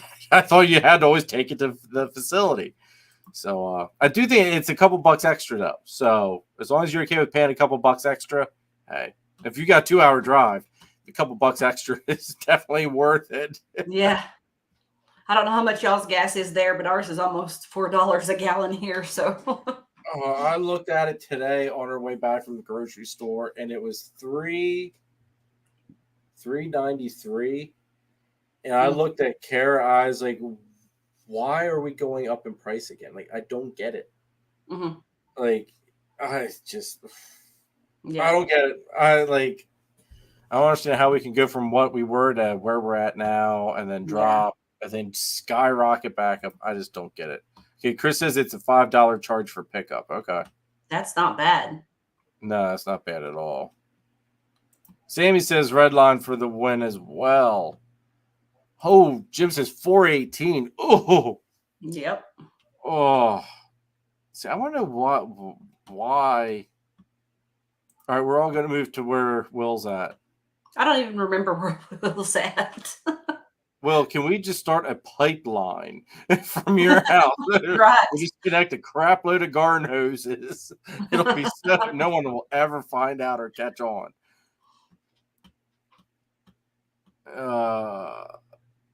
Okay, Leica says he was using American Excelsior Aspen from Tractor Supply. They don't carry around there anymore, though. See, I've thought about doing the rat thing. I had Dom talked into the rat thing.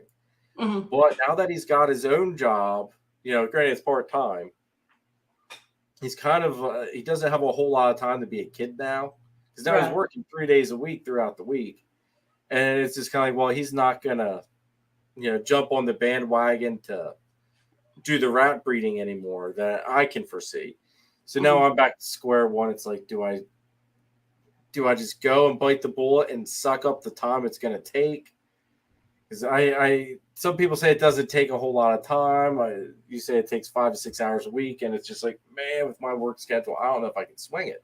Well, that's even with Bobby and I both doing it at the same time because, you know, yeah, it's true. We have our system worked out to where we just get in there perfectly because we take everything completely out, clean everything, and then, you know, put everything back up.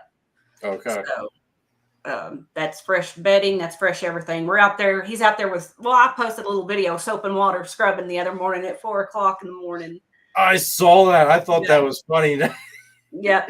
No, was he doing it so early because of how hot it is? Or was he doing it so that way the neighbors don't see it?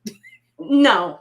We were going to the show this weekend. We usually do them on Sundays. So we were just getting ahead of schedule so we wouldn't have to go. You know how it is after a show. You're just like wiped out. So, and we had went to Earl's the night before for the barbecue. So, I mean, we were just so tired. Okay. Yeah. Now, how was the show and how was hanging out at Earl's? It seems like that's like Earl's is the place to go, it sounds, for Arlington. Yeah, it was our first time. Like I've been there before, yeah, because the rats and stuff. But the first like occasion or whatever we went to, and it was so nice. It was relaxing, good friends, good food. I love their dog. Her name is Waffles. Oh God, wow. Yeah, she's amazing. You know, Ren, she's such a sweet lady. Earl, you know, he's Earl. He's full of shit. So is she. But that's, I think, why we get along, because we're all full of shit. We're all Texans here. Now, she's not from Texas, but she claims Texas. So, Okay. yeah. But the show went good. There was a lot of really good snakes and nice vendors, nice setups. I've seen a lot of new people that I've never seen or even heard their name before. Okay. And it's good to see, you know, them. And I was actually really impressed with the what I think it was Jersey balls or something like that. Okay.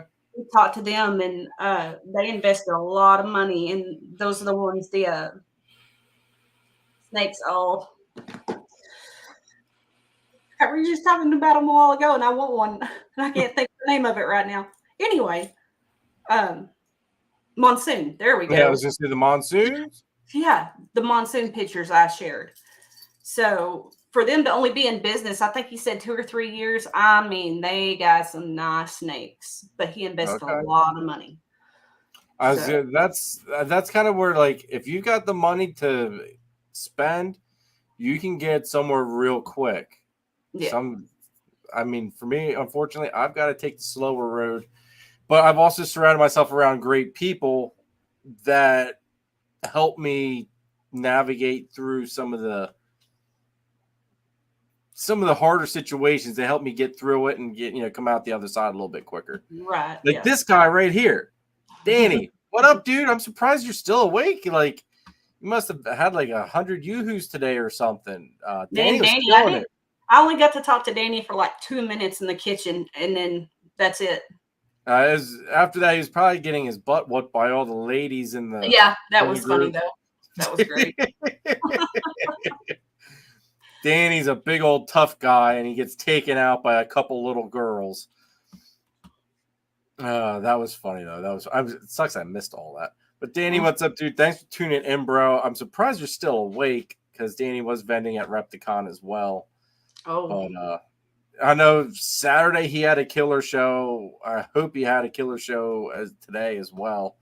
But about time you get here in the chat, dude. I'm surprised you're still awake.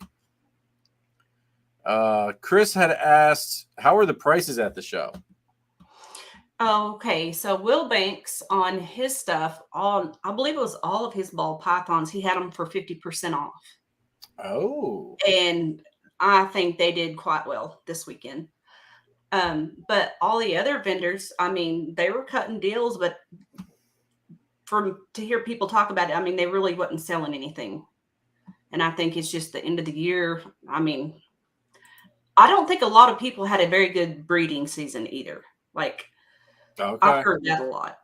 And so, you got to make the money to be able to spend the money. I say it's I know a lot of people were scaling back because they didn't want to overproduce. Mm-hmm. And maybe that's the benefit of being a small breeder still for like myself, where you're like, all right, we still got to cook for maximum production here because there's so much more we need to add and build up for. Right. I didn't have that luxury of saying, we can just scale back a little bit. Like, right. This was like pair things that I can keep stuff back and, gamble a little bit, like my double het, which I fell flat on my face with, which I expected, but you don't know until you try it. But yeah, I was like, I've got one more clutch to go. Yeah, I thought I was done at 7, and then this girl decided she was going to go yet for me. It's like, hey, I'm not going to stop her. First time female. I palpated her today. They feel like, was it 5? I think it felt like 5 good eggs. Now we'll see when they come out. But after that one clutch I had this year where she basically slugged out, it's God, it's got me paranoid about anything laying anymore. Yeah. And I was like, all right, we're going to palpate. Because I noticed is like you should be able to feel the difference between a good egg and a slug. Just after, because finally getting to see a slug visually, it's like, all right, you should be able to feel that. Right. Because that's going to look and feel a lot different than, an actual egg. So we'll see. That should be. She gave me the pre-lay shed here a couple weeks ago, or maybe it was this week. I don't know. I don't remember when I think I threw it up in our chat too. Can't remember. But the clutch, it should be laid in October, middle of October. I think like the 18th or something like that. It should be laid. That's awesome. They'll be hatching like right before Christmas. So that's a hell of a good Christmas present, in my opinion. Hell yeah. As long as I hit some black and white snakes. That's all I ask. I need some black and white snakes, damn it. And then that'll give more business for Charlie, because then if they're black and white, they're all 50. Everything will be 50% het clown. So that means they're all getting the black and white sheds are getting sent up to Charlie, and he's going to give me some good or bad news on that end. Then. Yep. Good night, Bold Exotics and Sammy. Glad everybody stopped in. Yep. Good night, Bold Coast. Good night, Sammy. Thanks for tuning in, guys. Great to see you. Thank you for all the love and support. Greatly do appreciate it. Yep. But yeah, all right. So anyway, we kind of went off course. So basically everybody was having good prices and stuff then. Like, yeah. I've never, because it seems like there's some people that, like you said, Will Banks had the 50% off sale. Mm-hmm. It seems like there's a lot of people that are doing these sales. I know there's a few. It seems like all the time it's like every day they've got a new sale going on. It's just kind of like, is that like, or to me personally, if you're dropping sales like that all the time, mm-hmm. of course nobody's going to be buying, because they're going to wait till you drop a sale that's so stupidly crazy that they'll wait for it. So like, I don't think that that's the best way to go about it. I do not either. I do not agree with it, but I also understand they have a lot of snakes, and they have to get them pushed out to get, their new stuff in. So, I mean, it's good for buyers. It's terrible for sellers, It is. It's a buyer's market right now for sure. 100% a buyer's market. I'm not going to deny that at all. But I think it, when people when people keep dropping prices to stupid ranges, mm-hmm. like that's why the market's doing what it's doing. I feel anyway. Yep. If everybody would just be like, this is the hard deck. Like you don't go below this. That'll start the balancing of everything out. I feel mm-hmm. anyway. But like if everybody's just kind of trying to cut everybody else's throat basically to get that sale, it's like, man, Danny's right. Hold back season. Yes, it is. Yes, very much a hold back season. I held a lot back. I mean, let's see. I've held 5, 9.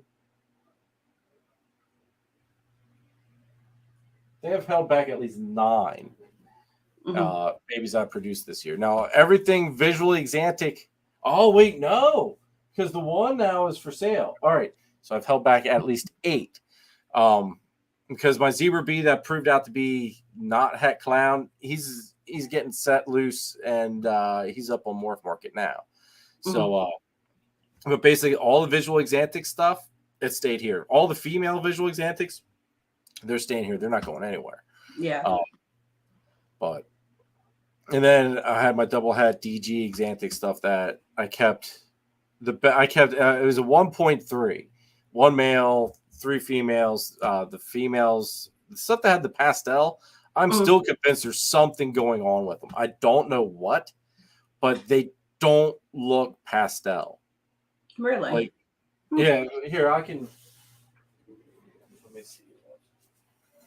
I got my table out with my ultrasound.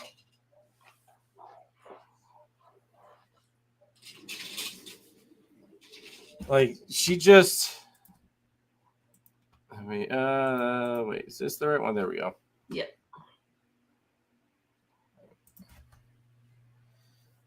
Like, maybe it won't show up, but like this, like she is orange. Mm-hmm. What's her head look like? Her Pastel. head looks, yeah, easy, sweetie. Her head looks very just normal pastel. Mm-hmm. She's pretty. But like her sister and then her brother all look the same. Because I have a normal pastel. Het DG. Now, granted, this is a 22 baby.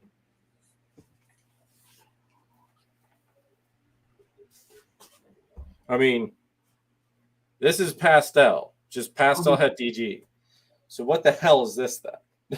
I mean, you can't tell me that another het adds in that much influence. That's drastic. I'm looking at the eye straps, how far they go back. I'm looking at all this other stuff right now. It's got me baffled. So I'm curious to see what all, comes out of it. Right. Just because when they hatched, it had a couple of us questioning if it wasn't. See, that almost still right there. Quality pastel. That's kind of what I was thinking, but I don't know enough about all of this genetic stuff, right? I'm just a girl, right?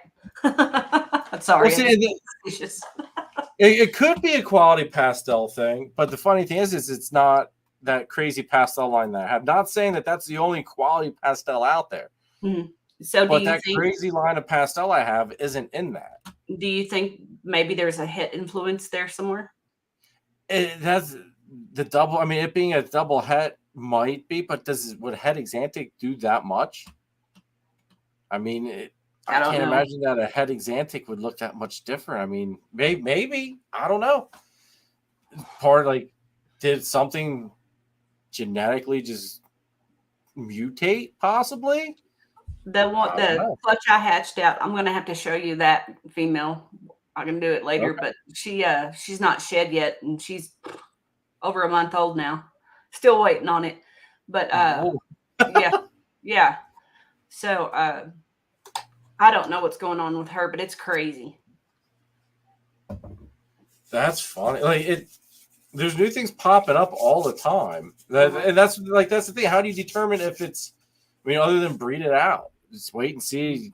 That's how I got to pair them back together and see if something stupid crazy doesn't come out of it. And, I think I'm loving the genetic testing and stuff. It's just going to save people so much time on their projects. And, if it's not what they need, sell it, invest in what you do need, Yeah. I'm all for the genetic testing. It'll allow people to get farther with their projects. Mm-hmm. Oh, yeah. And not play that whole, is it there, is it not there? It's there or it's not there. Now, the part where I think it works against us is, for me anyway, I'm not going to test every animal I produce. If I don't plan on holding it back, I'm not going to test it unless it's going to significantly improve the value of that snake. Right. You know what I mean? And I think that's where the honor system is going to have to come into play a little bit with people. And, if you test it and it doesn't come out in your favor, you got to make sure that you don't do the shady thing and go, oh, well, we're still going to put it up as 66%. Yes. And knowing that it's not. Right. That's the only thing where I see people it gets shady at some spots with it. And I think that for the majority, I don't think people will do that. I am sure, though, that no matter what, in every group, you've got a couple bad apples. And that's the one thing that does worry me is who's going to try to pull a fast one over people like that. Right. Well, I also think, if you have a buyer and they're wanting to get something shed tested first, and to you, it's not worth having it done, I would say, okay, if you want to pay for it, I'll have it done for you. Yeah. But your more higher price snakes, if it's 1,000 and above, or even 500 and above, I'll send it off and have it tested if you want. Yeah. Now, don't send it to RGI because you'll be waiting forever, and by the time you get the result, you'll be sending an adult. So there's only one place to send it, folks. Yep. So, And that's Gray Rider Reptiles, in case nobody knows. And it's www.shedtesting.com. There you Hashtag go. unbelievable for 10% off. There you go, everybody. Use that. Make sure you guys use the hashtag. Get that 10% off. Absolutely. But Danny's saying here, breeder male fire DG didn't sell for $250. Wow. Is he talking about the auction? No, well, no. I think he's talking about at the show at his table. Oh, wow. And said he had 2 snakes under $250. He sold, or he had 20 snakes under $250, and he only sold 2 of them for $250 total. Oh, okay. Yeah. See, the market's doing some really goofy things. I'm having a hard time understanding how to go with it. I think if people just set their price to what you think it's worth to you, Yeah, and stick with it, quit doing the changing and everything else, and let's all stick. You know what you put into it, to every snake. If you got crap, sell the crap. Get something you can work with. If not, if it's worth the reptile chip it's laying on, good for you. If it's not, sell it. yeah, exactly. Chris is 50% off of that. Chris. See, Chris, you could have bought some stuff off of Danny for 50% off today. Danny will be actually we started the auction thing here on the channel for sponsors get their own little special auction. And Danny's next on the auction block. So be ready, everybody, because who knows what that man's going to decide to throw out on the auction block. That's pretty neat. I feel like it was a combined idea between Danny came up with it and John and Christine from Triforce, and they kind of just really sold me on it. Originally, it was just to do an auction in general. And I was like, well, I don't want to just have like a whole bunch of people hitting me up to do auction stuff like that. Right. Like that would just be too much on me. Mm-hmm. So I thought it's like, well, we could do the auction, but I'll just do it for the sponsors like that. It's like a nice way of saying thank you for them supporting me. It helps them move some other stuff maybe and get to an audience that they might not get to. So I figured it kind of worked out for everybody. Heck yeah. And Triforce, John and Christine, they did the first auction a couple shows ago, and I thought it was a pretty good success. They had a pretty decent night. Good. I will say this, Danny, make sure you've got good lighting, dude. Get a light box or something, because that lighting made a big difference. If John would have had the light box out off the start, I think some of those beginning snakes probably would have sold real quick. So I was surprised that they didn't go right away. It's like, dang. If you're selling snakes or taking pictures of snakes, it's all about the lighting. Yes. And that's one thing I need to do. I need to get a light box, because right now I just use the ring light. I've got like a poster board basically with a sticker on it. And that's all I use at the moment. But I need to get that. I need to get a light box, because after seeing some of these really nice pictures everybody's doing, it's like, I got to step this shit up a little bit. I got to step it up a notch. Dan says, price what you think it's worth to you and discount 80% to price for the shit. I guess that depends on if it's a normal or a super normal or a classic normal. yeah, super classic. TK will take all the super classics out there. TK there we go. Or send them to Paul. Oh, Paul loves the super classics, huh? Oh, yeah. Oh, Paul, all right. Paul, you got to put your address down there. Everybody send Paul your classics and super classics. He's probably already off here in bed. He's probably asleep. I don't think I've seen it. I didn't see him say goodbye, but I also haven't, seen him do anything in the chat. Oh, look, there he is. There he is. There he is. Oh, man. So with because I was kind of wondering this, Holly, with your Saturday show, how did you go about bringing together such a great group of people? like there had to be a thought process behind how, why, who, because it's like, right. it seems like they were strategically picked to an extent. So, Except for me, I don't understand where I fit in on this, but I'll take it because I'd like to be a part of things. so the people that had interacted with me, or that I've seen on podcasts that were like, hey, this is what I have. They got amazing animals. And I wanted to do people that are new also to it because I'm new. And Mark from Brotherhood, he's new. You know, there's a few of us that's only been in it for 2 or 3 years. So I wanted it to be a learning experience for everybody, especially us new people that do need the help. And so, and you got to weed through the bad ones, you know, and every week it's like I'm taking somebody off, and you know, some of them aren't bad. Some of them are just like, hey, I don't have the time, and that's completely understandable. And that's why I've told everybody, hey, you don't have to be on there every weekend. It's not a have to thing. I just want a big enough group of people that we have a few on there every week. But in the week before last, we had a full room, you know. So, and then people wanted to come in on top of that. I told Kara, like, I have to be home this night. It's like, no ifs, ands, or buts, I have to be on. Right. I refuse to miss this. I refuse to miss it. I refuse to miss it. Mm-hmm. And then with my show, like, I wanted to help the people I asked to come on sell animals. So that's why I put you guys, you know, every week I'm asking, hey, you got snakes you want to put up there? And let me just throw it in the intro. That's it. Which that was a lot of work to put on yourself.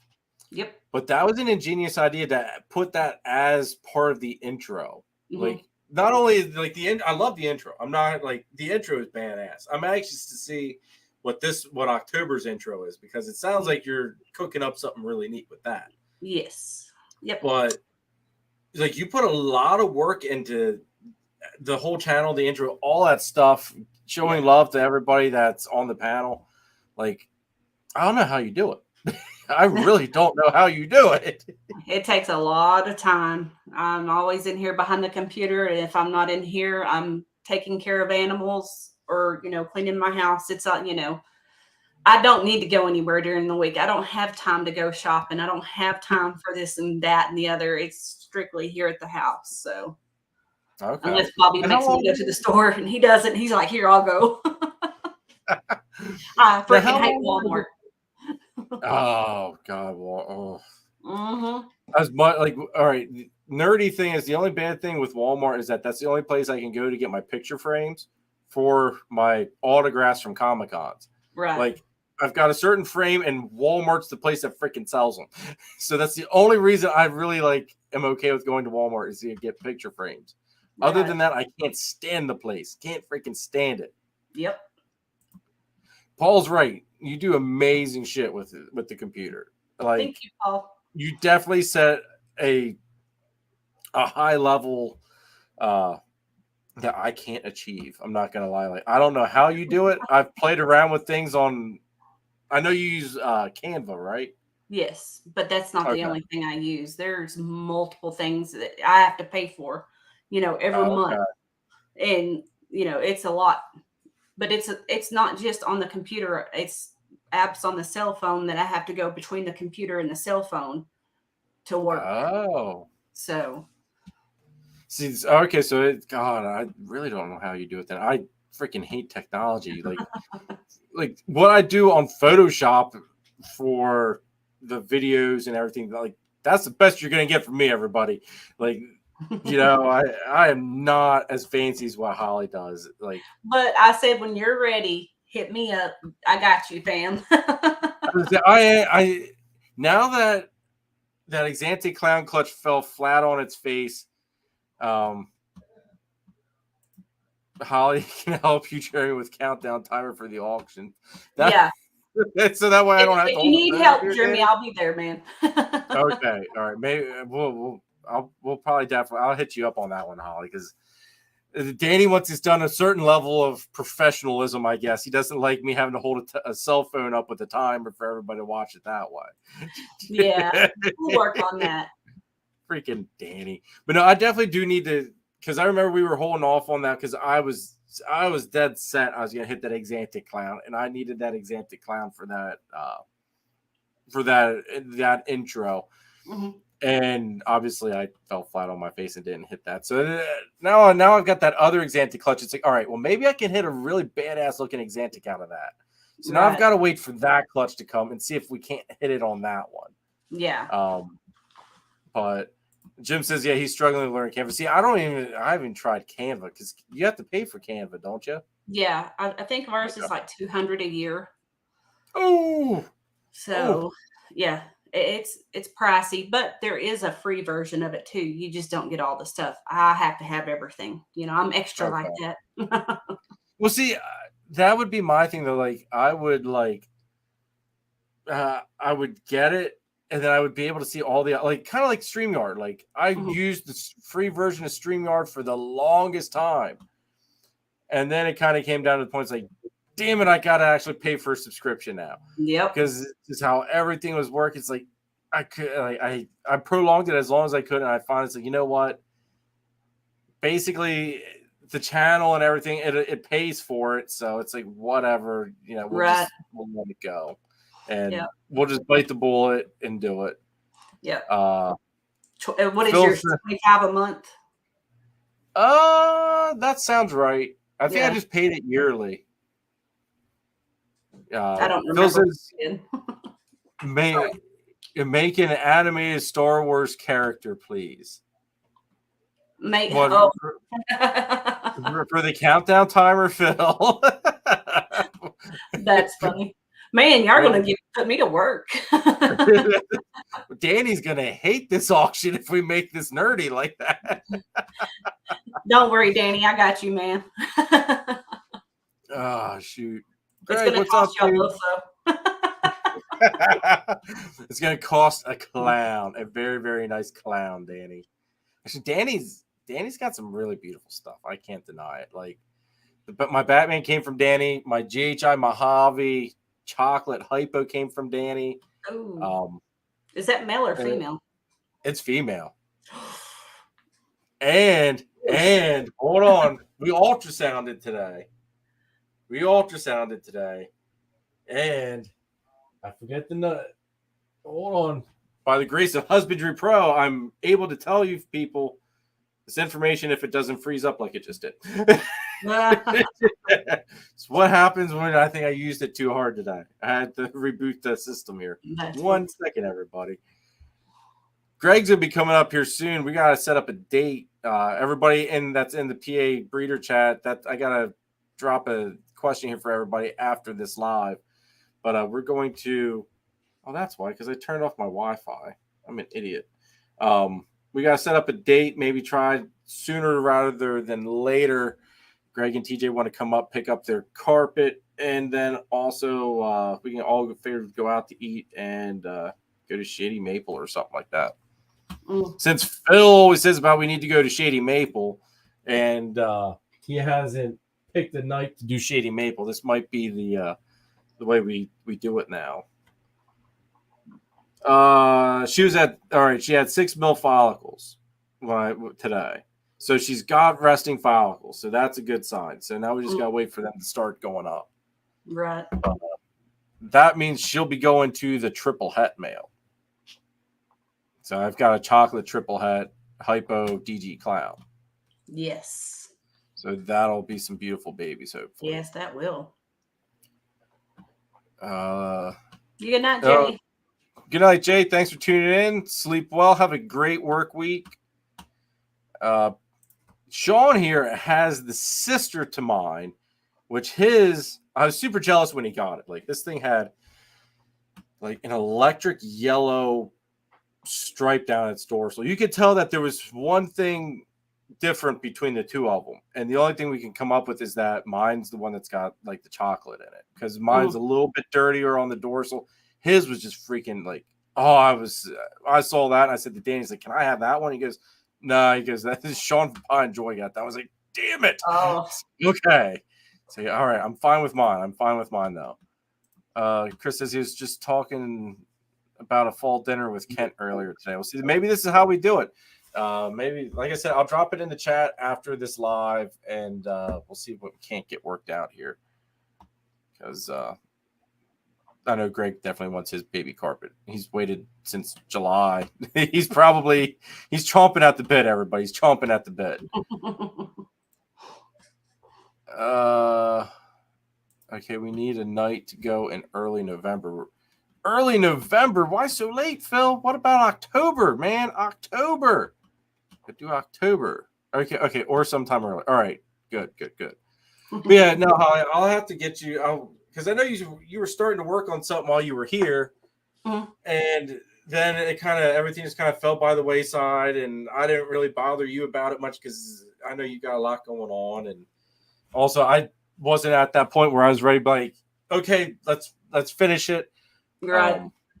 So we'll have to talk about it then and work something out. Absolutely.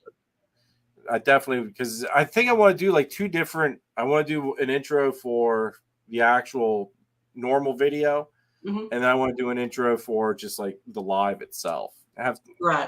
Make it stand out a little bit differently. Right. So, and obviously I don't have the talent to do it, so it's definitely going to be on you.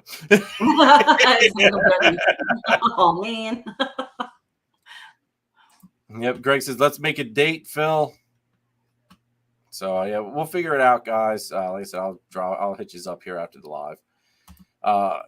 Is there anything else you want to talk about, Holly, before we call it a night? It's 10 o'clock. I've got to feed.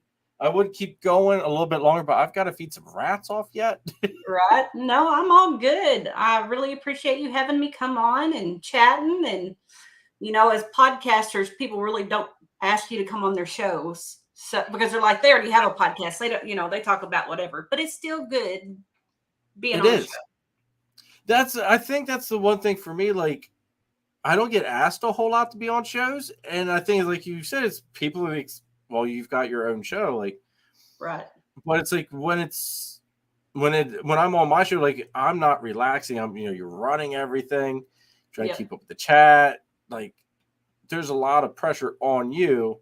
Right. And you don't get the experience that just sit back, relax, and enjoy. It's nice. It is. It is. And I'm not running, showing snakes and all that. It's nice just to sit here and just.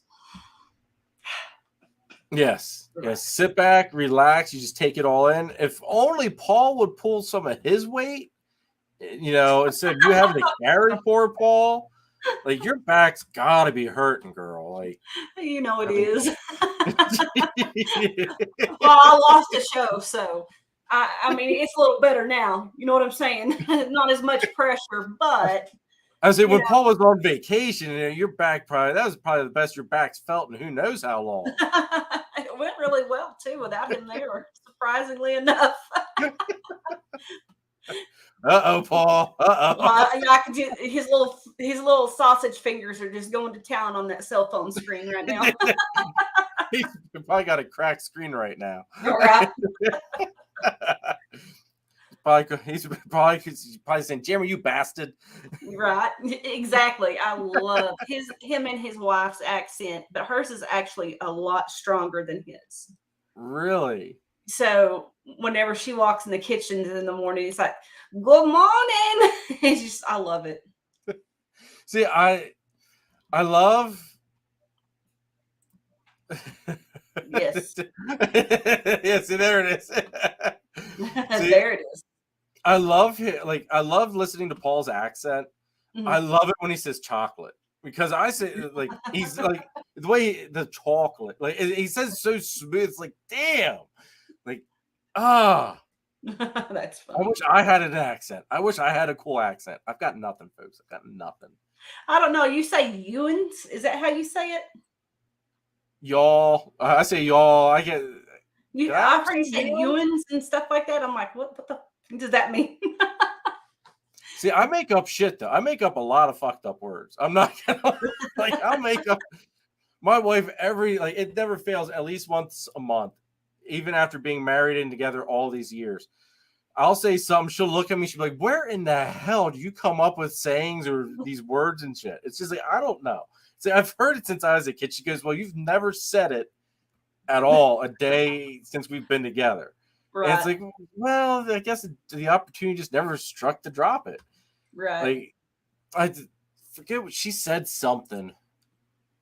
And I apologize, everybody, if this offends anybody for the language. But like, I looked at her, and I forget what, like I said, I forget what she was talking about. But I said, "Look, there's you're talking like a man with a paper asshole." And she looked at me. She goes, "What the hell does that mean?" And I like, it looked. It's like, well, I don't fully know what it means. I just know it's been like this was the perfect time to drop it. It's That like, is, I've never heard that said before. What a sentence.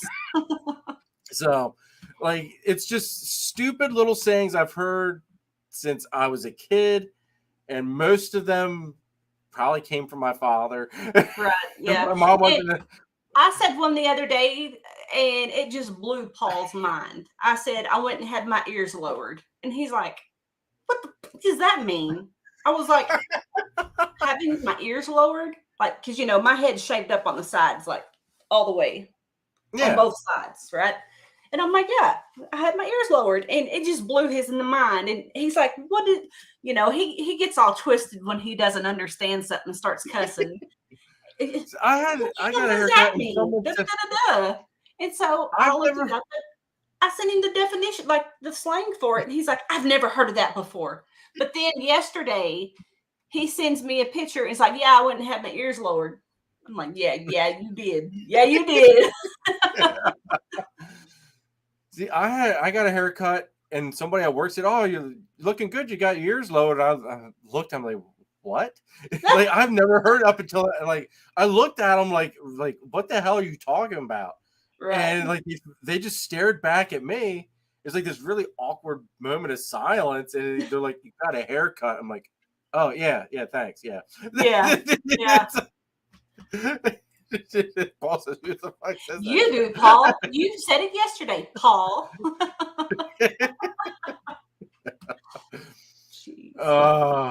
Yeah, like that in itself, God, that in itself is a whole conversation of just goofy little things that are like area related.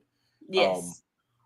Like around here, like we've got what are called whoopie pies. Well, if you go to the eastern side of PA, apparently they call them gobs, which I think sounds really freaking weird.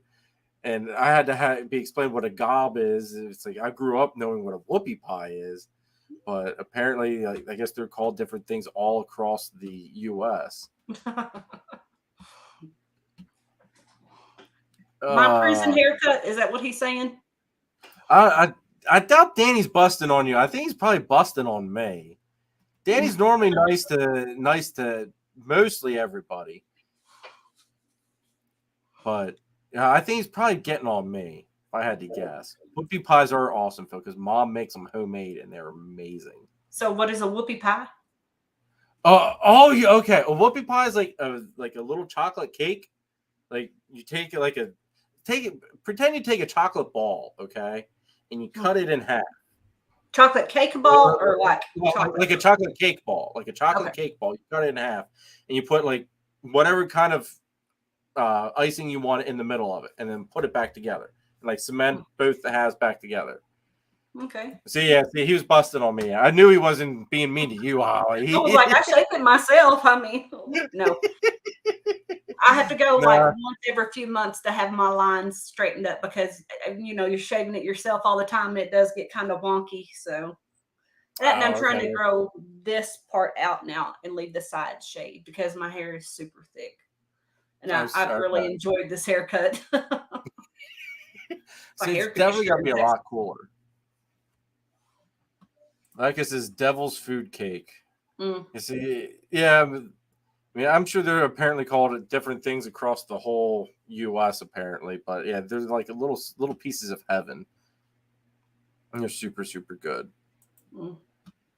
But well, if you're good with the holiday, I think we'll call it a night. I definitely want to get now. Phil, shoe fly pie whoopies.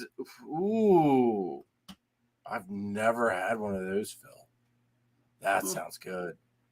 A shoe fly pie whoopie pie. That sounds good. All right, you guys are gonna make me freaking hungry. Don't do that shit. I know. All right, we got to thank the sponsors one more time here before we hop off. and you all know who they are. But I want to say thanks to them again anyway, because we got Nathan of Infinite Possible Pythons. If you guys want to get into the Bang Project, Nathan is the guy to go to. He is out there to bang the world. So definitely make sure you guys hit him up. I knew that was going to get Holly. But hit Nathan up if you're into if you want to get into the Bang Project. He's also doing scaleless corn snakes, lychee geckos, crested geckos, kahua geckos. I forgot to mention that stuff in the beginning, but definitely make sure you hit him up if you're in the market for any of that. He's got some killer ball python projects going on, folks. And he is your one-stop shop for all of your branding needs. Hit him up. Let him know I sent you. Use code WARFLE10 for all of our sponsors, and that'll get you 10% off of your purchase from him. I don't know if it'll work on the branding stuff. It'll work on the animals, though. And we got Chris from S Reptilia. If you need a ball python, boa, colubrid, blood python, I don't know if I said blood python, boa. Anyway, it's late. My brain's frazzled. Chris is the guy to go to, though.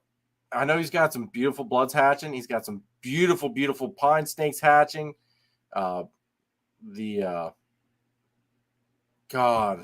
pine snakes and the bull snakes. God, I'm losing it. I'm sorry, Chris. I'm sorry, bro. I think Jeremy's pretty tired, guys. Yeah. I like my mind. I'm frazzled, everybody. I'm not gonna lie. It's been a crazy week. But some of those snakes, some of the colors on those snakes are just out of this freaking world. Also, like awesome lace stuff, beautiful clown stuff that's going to be coming up for grabs as well. Mexican black king snakes as well, guys. Those things are out of this world, beautiful.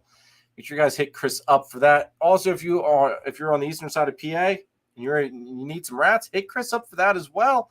And he is also Pennsylvania's distributor of Cocoa to Go and the Chipper, best cocoa substrate on the market, in my opinion. And we've got John and Christine at Triforce Morphs. They're a force to be reckoned with, folks. If you can't find what you want at Triforce, I don't know where to send you. They're big time into the Citron Clown Pied project, the Gray Matter project stuff. Those animals are beautiful, as you can see on their logo. That is a Gray Matter. They're absolutely beautiful, beautiful snakes. And on top of it, lace. Got such beautiful lace stuff. They're the people that got me into the lace project. So check out my pickup videos because you get to see some of that awesome lace potential that they're putting out there. Definitely put one of the nicest lines of lace I've seen. So hit John and Christine up. They've also got crested geckos, so hit them up if you want a crested gecko. Triforce Morphs, like I said, is a force to be reckoned with. And for all of our sponsors, Warful10, guys, Warful10, 10% off. We also got to thank this guy. Are you ready to take it to the next level? Then check out DTMG Pythons. Danny is best known for his awesome clown ball python projects. This year's focus is Confusion, Hurricane, and Disco Inferno clowns. He also specializes in high-end crested gecko morphs such as Exantic, Lily White, and Exantic Lily Whites, along with the Deadpool line of gargoyle geckos. Check out his morph market and Instagram, DTMG Pythons. Just buy it. Just buy it, folks. It's easier to ask for forgiveness. It sometimes is, unless your wife's 6'1" and is a redhead. Then forgiveness might not be your best option. Might be better ask for permission. But just buy it, folks. Just buy it. And then gotta show love to Gettysburg Reptile Expo LLC because that's my favorite show. Gettysburg Reptile Expo LLC is located at the All-Star Event Complex in Gettysburg, Pennsylvania. It's a 45,000 square foot venue with 125 plus vendors and top quality breeders, along with 270 plus tables. If you're looking for a python, boa, colubrid, gecko, lizard, or amphibian, you've come to the right place. Doesn't matter if you're a breeder looking for that missing piece to your project or a pet owner looking for your next scaly friend, Gettysburg Reptile Expo LLC has you covered. Need an incubator or rack system? They have you covered with sea serpents set up there to meet all your needs. The next show dates are November 11th of 2023, March 23rd, and July 20th of 2024. Show times are from 9 a.m. to 4 p.m. Make sure to check them out on their website, Instagram, and Facebook. Mark your calendars because this is one show you don't want to miss. So I'll see you at Gettysburg Reptile Expo LLC. Definitely make sure you guys mark your calendars for those dates because most of us that are in this chat, like Danny, Nathan, Chris, Phil, like all of us are there. You got Chris from Balls Deep as well, which is there. Like, we're all there, folks. It's a great show. We're all a good time. Most of us, for the most part, are basically within distance where it's dangerous, where we can throw things at one another. So just when you're walking through, just duck your head sometimes, maybe. I don't know. You never know. That's funny. Also, make sure you guys check out Husbandry Pro. Click that affiliate link in the description down below. Free 30-day trial of the best reptile record keeping and tracking software on the market, folks. And that's going to be it, Holly. I greatly appreciate you coming on and hanging out with me. I definitely want to have you on later on this year because there's so much more we can talk about. Absolutely. Like I said, I got to feed some rats off. I'm exhausted because the kids have not been sleeping well. And I'm running on E. I hear you, man. Well, it's good to be on. But thank you so much. And thank you also. I don't know if I've ever thanked you for it, but thank you so much for allowing me to be part of your whole Saturday night. Oh, absolutely, dude. I like that meant the world to me. When you brought Chris on, I felt a little less special, but it's okay. I'll let Chris go just because he is, he's a sponsor, I guess, I'll be okay with it. But Danny says, thank you, Holly. Absolutely, Danny. What's Danny thanking you for? I don't know, but absolutely, Danny.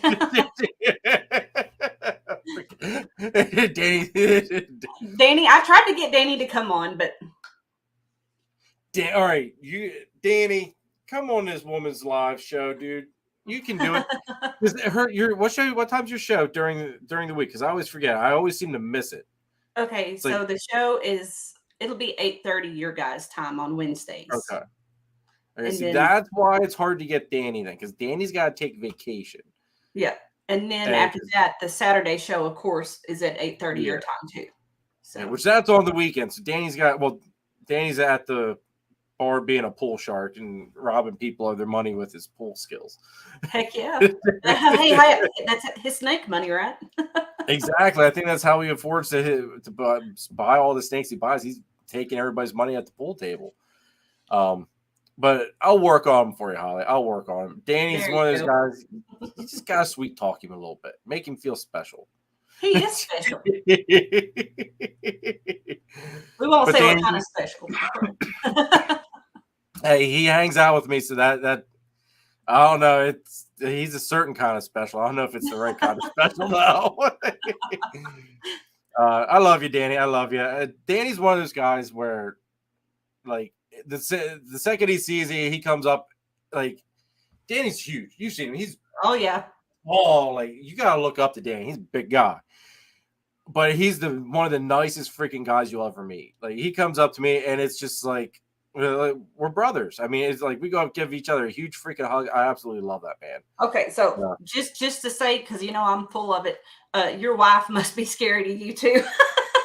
I had to throw that out there.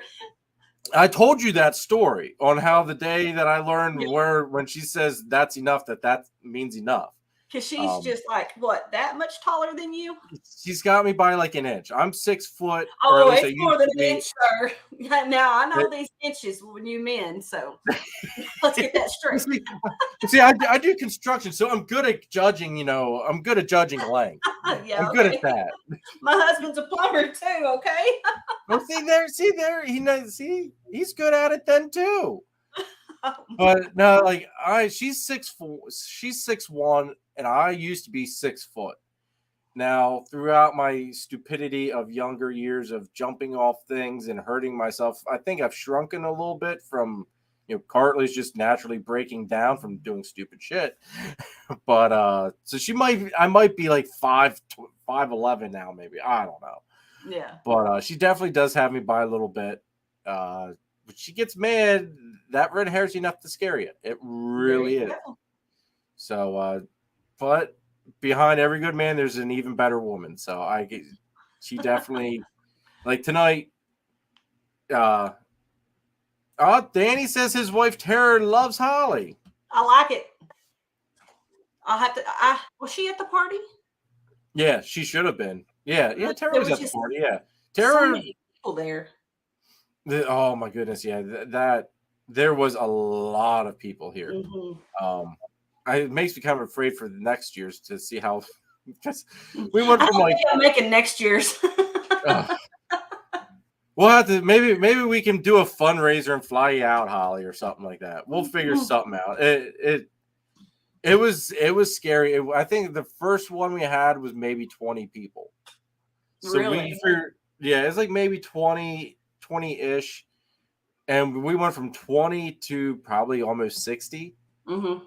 And it was just, yeah, it was a freaking hurricane of just the night was over before you knew it. The amount of alcohol was mind blowing. I mean, I have never seen an ice box that full. Like, it went from empty to maybe you had a 12-pack in there or something, to overflowing. There was alcohol sitting in the floor. There was nowhere to put the stuff. You're just like, okay. And then you had to try to get rid of all that. Oh, I still haven't gotten rid of it. Like, I've been chipping away at it, and my fridge is still full, Holly. The bottom section of my fridge, like that very bottom whole section, right? Nothing but beer. The next section, half of it's beer. And then the very top section, there's like just one row each of beer. So I whittled it down a little bit, but it is like it was like, because everybody's like, oh, don't keep the beer, thanks for having us, keep the beer. Yeah. And you don't realize, like, when they say keep the beer, you don't realize how much beer they brought that you're keeping. Yeah. It's just like, So you need to have you a nice, relaxing beer bath. Make your wife a beer bath. There you go. Do something nice for her. A beer bath. A beer bath. Yes. And that conditions the hair so good. She can wash her hair in beer. There's lots of good uses for it. Cooking barbecue. Oh, yeah. See, the cooking aspect I get, but I've never heard of a beer bath or using beer for your hair. Really? That's interesting. Yeah. I'll have to see if I can't push this off on her to help make some room in the fridge. There you go. Because honest to God, it took me a year almost to go through the alcohol that was left over from the last barbecue. And it's doubled. So, like, I'm pretty sure I'm going to have some left over by the time this next barbecue comes up. So, and Phil says problems, Jeremy. Problems. Right. Yeah. Phil, go over there and load up. I see. Yeah, that's like, I was supposed to be going to Carpet Fest, and I was like, what's the one thing I could bring to Carpet Fest that if I can't make it, it won't be a big loss, but if I do make it, it'll be nice. And Dan says, oh my God, just realized that Holly is Texas version of Tara. We'll get along, man. We'll get along. And I think it's Oklahoma, Danny. Oklahoma. No, right. It's Texas. I'm from Texas. Yep. Okay. All right. I was wrong, man. Okay. I call him my little transplant. That's what I call him. But he's actually been here longer than he was in California. So okay. I give him that now, but up until that point, I razzed the shit out of him. Oh, freaking Danny. I love you, Danny. Luke, what's up, dude? Thanks for tuning in. So Luke says, I wish I still drank. I used to drink a case a night. Holy shit, dude. Yeah, Luke come in right at the last minute. Thanks, Luke. Yeah. I like Luke. He's a good guy. Luke's another guy that's in a lot of the chats all over the place. Yep. Luke likes to give some of that love out too. Yep. But all right, everybody, we can sit here and we can talk about beer and the fact of Jeremy's got probably not big problems, and everybody's probably thinking, Jeremy, just bring the beer. Oh, anyway, what I was gonna say about Carpet Fest. Sorry, I totally got you rid of that for a minute. So Eric Burke had told me, he goes, bring beer. I thought, I can do that, and it's not going to cost me a dime, and I'll get refrigerator space back. We're good. I worked that Saturday, and I told my boss that I got to be out by like 10 or 11 o'clock at the latest. I didn't get out of work till like 1. And So till I got home, got ready, it was like 2, 3 o'clock. There's things going on. The kids were being chaotic for Kara. And I had to text Chris. I was like, dude, because Chris was going to meet me there. I was like, dude, I can't make it. Like, there's just too much going against me. Right. And so now I still have this fridge full of beer, and I missed my chance to get rid of most of it. Oh, man. So now Danny says, shut up, Danny. We're talking about the beer that I'm going to bring to the show next time for setup. Right. Which that was what Danny said about it. He goes, well, bring some to set up on Friday for at the show. I was like, hey, that's a good idea. So I brought, like, there's I forget if it was like a 12-pack or what it was, like a 12-pack of cans. And he gave me so much shit. He goes, what, this is all you brought? And it's just like, I didn't know how much to bring. It's like, didn't want to bring a crap ton. Tara, you were done 30 minutes, Tara. Now, Tara, that's his wife there? I'm assuming that's got to be Tara. That's got to be Tara. Yeah. My bladder's saying the same thing. I gotta pee. All right, everybody. Holly, thanks again, sweetheart. I absolutely greatly appreciate it. Hang on here 1 second. Everybody, thank you so much for all the love and support and hanging out. Tara, thanks for jumping into the chat. I always love seeing you. You are what keeps Danny grounded, I'm convinced. And God help you for dealing with that man. There's not many people that could do it on the level that he requires, but you do it, good girl. But thanks again, everybody. About me. Nah, come on. Oh, yes, he does. Okay, obviously she is text just living. Okay. Now, yeah, I'm on par now. I wasn't fully wrong. Anyway, this week's video, folks, Wednesday. Don't miss the drop. It's probably an update on one of the clutches that we cut, because I gotta get those out so that way you guys know what's up and available, because you're not going to want to buy snakes if you don't know what the hell's available. But we do have some new pickup videos coming out. We just got done filming 2 new pickups today, so look out for that. And we'll catch you next week, where we have Adam from Proper Royals on. We're going to be going over some of the whole aspect of, because I'm really curious as to, basically starting over in a whole new state, all that. So I want to go and pick his brain on all that, because that can't be an easy thing. I am loving his morning show now. Cup of Joe. Love I always forget, like, I can never catch it live. Mm-hmm. And then there's so many other lives I try to catch on the replay, and that's one I always forget.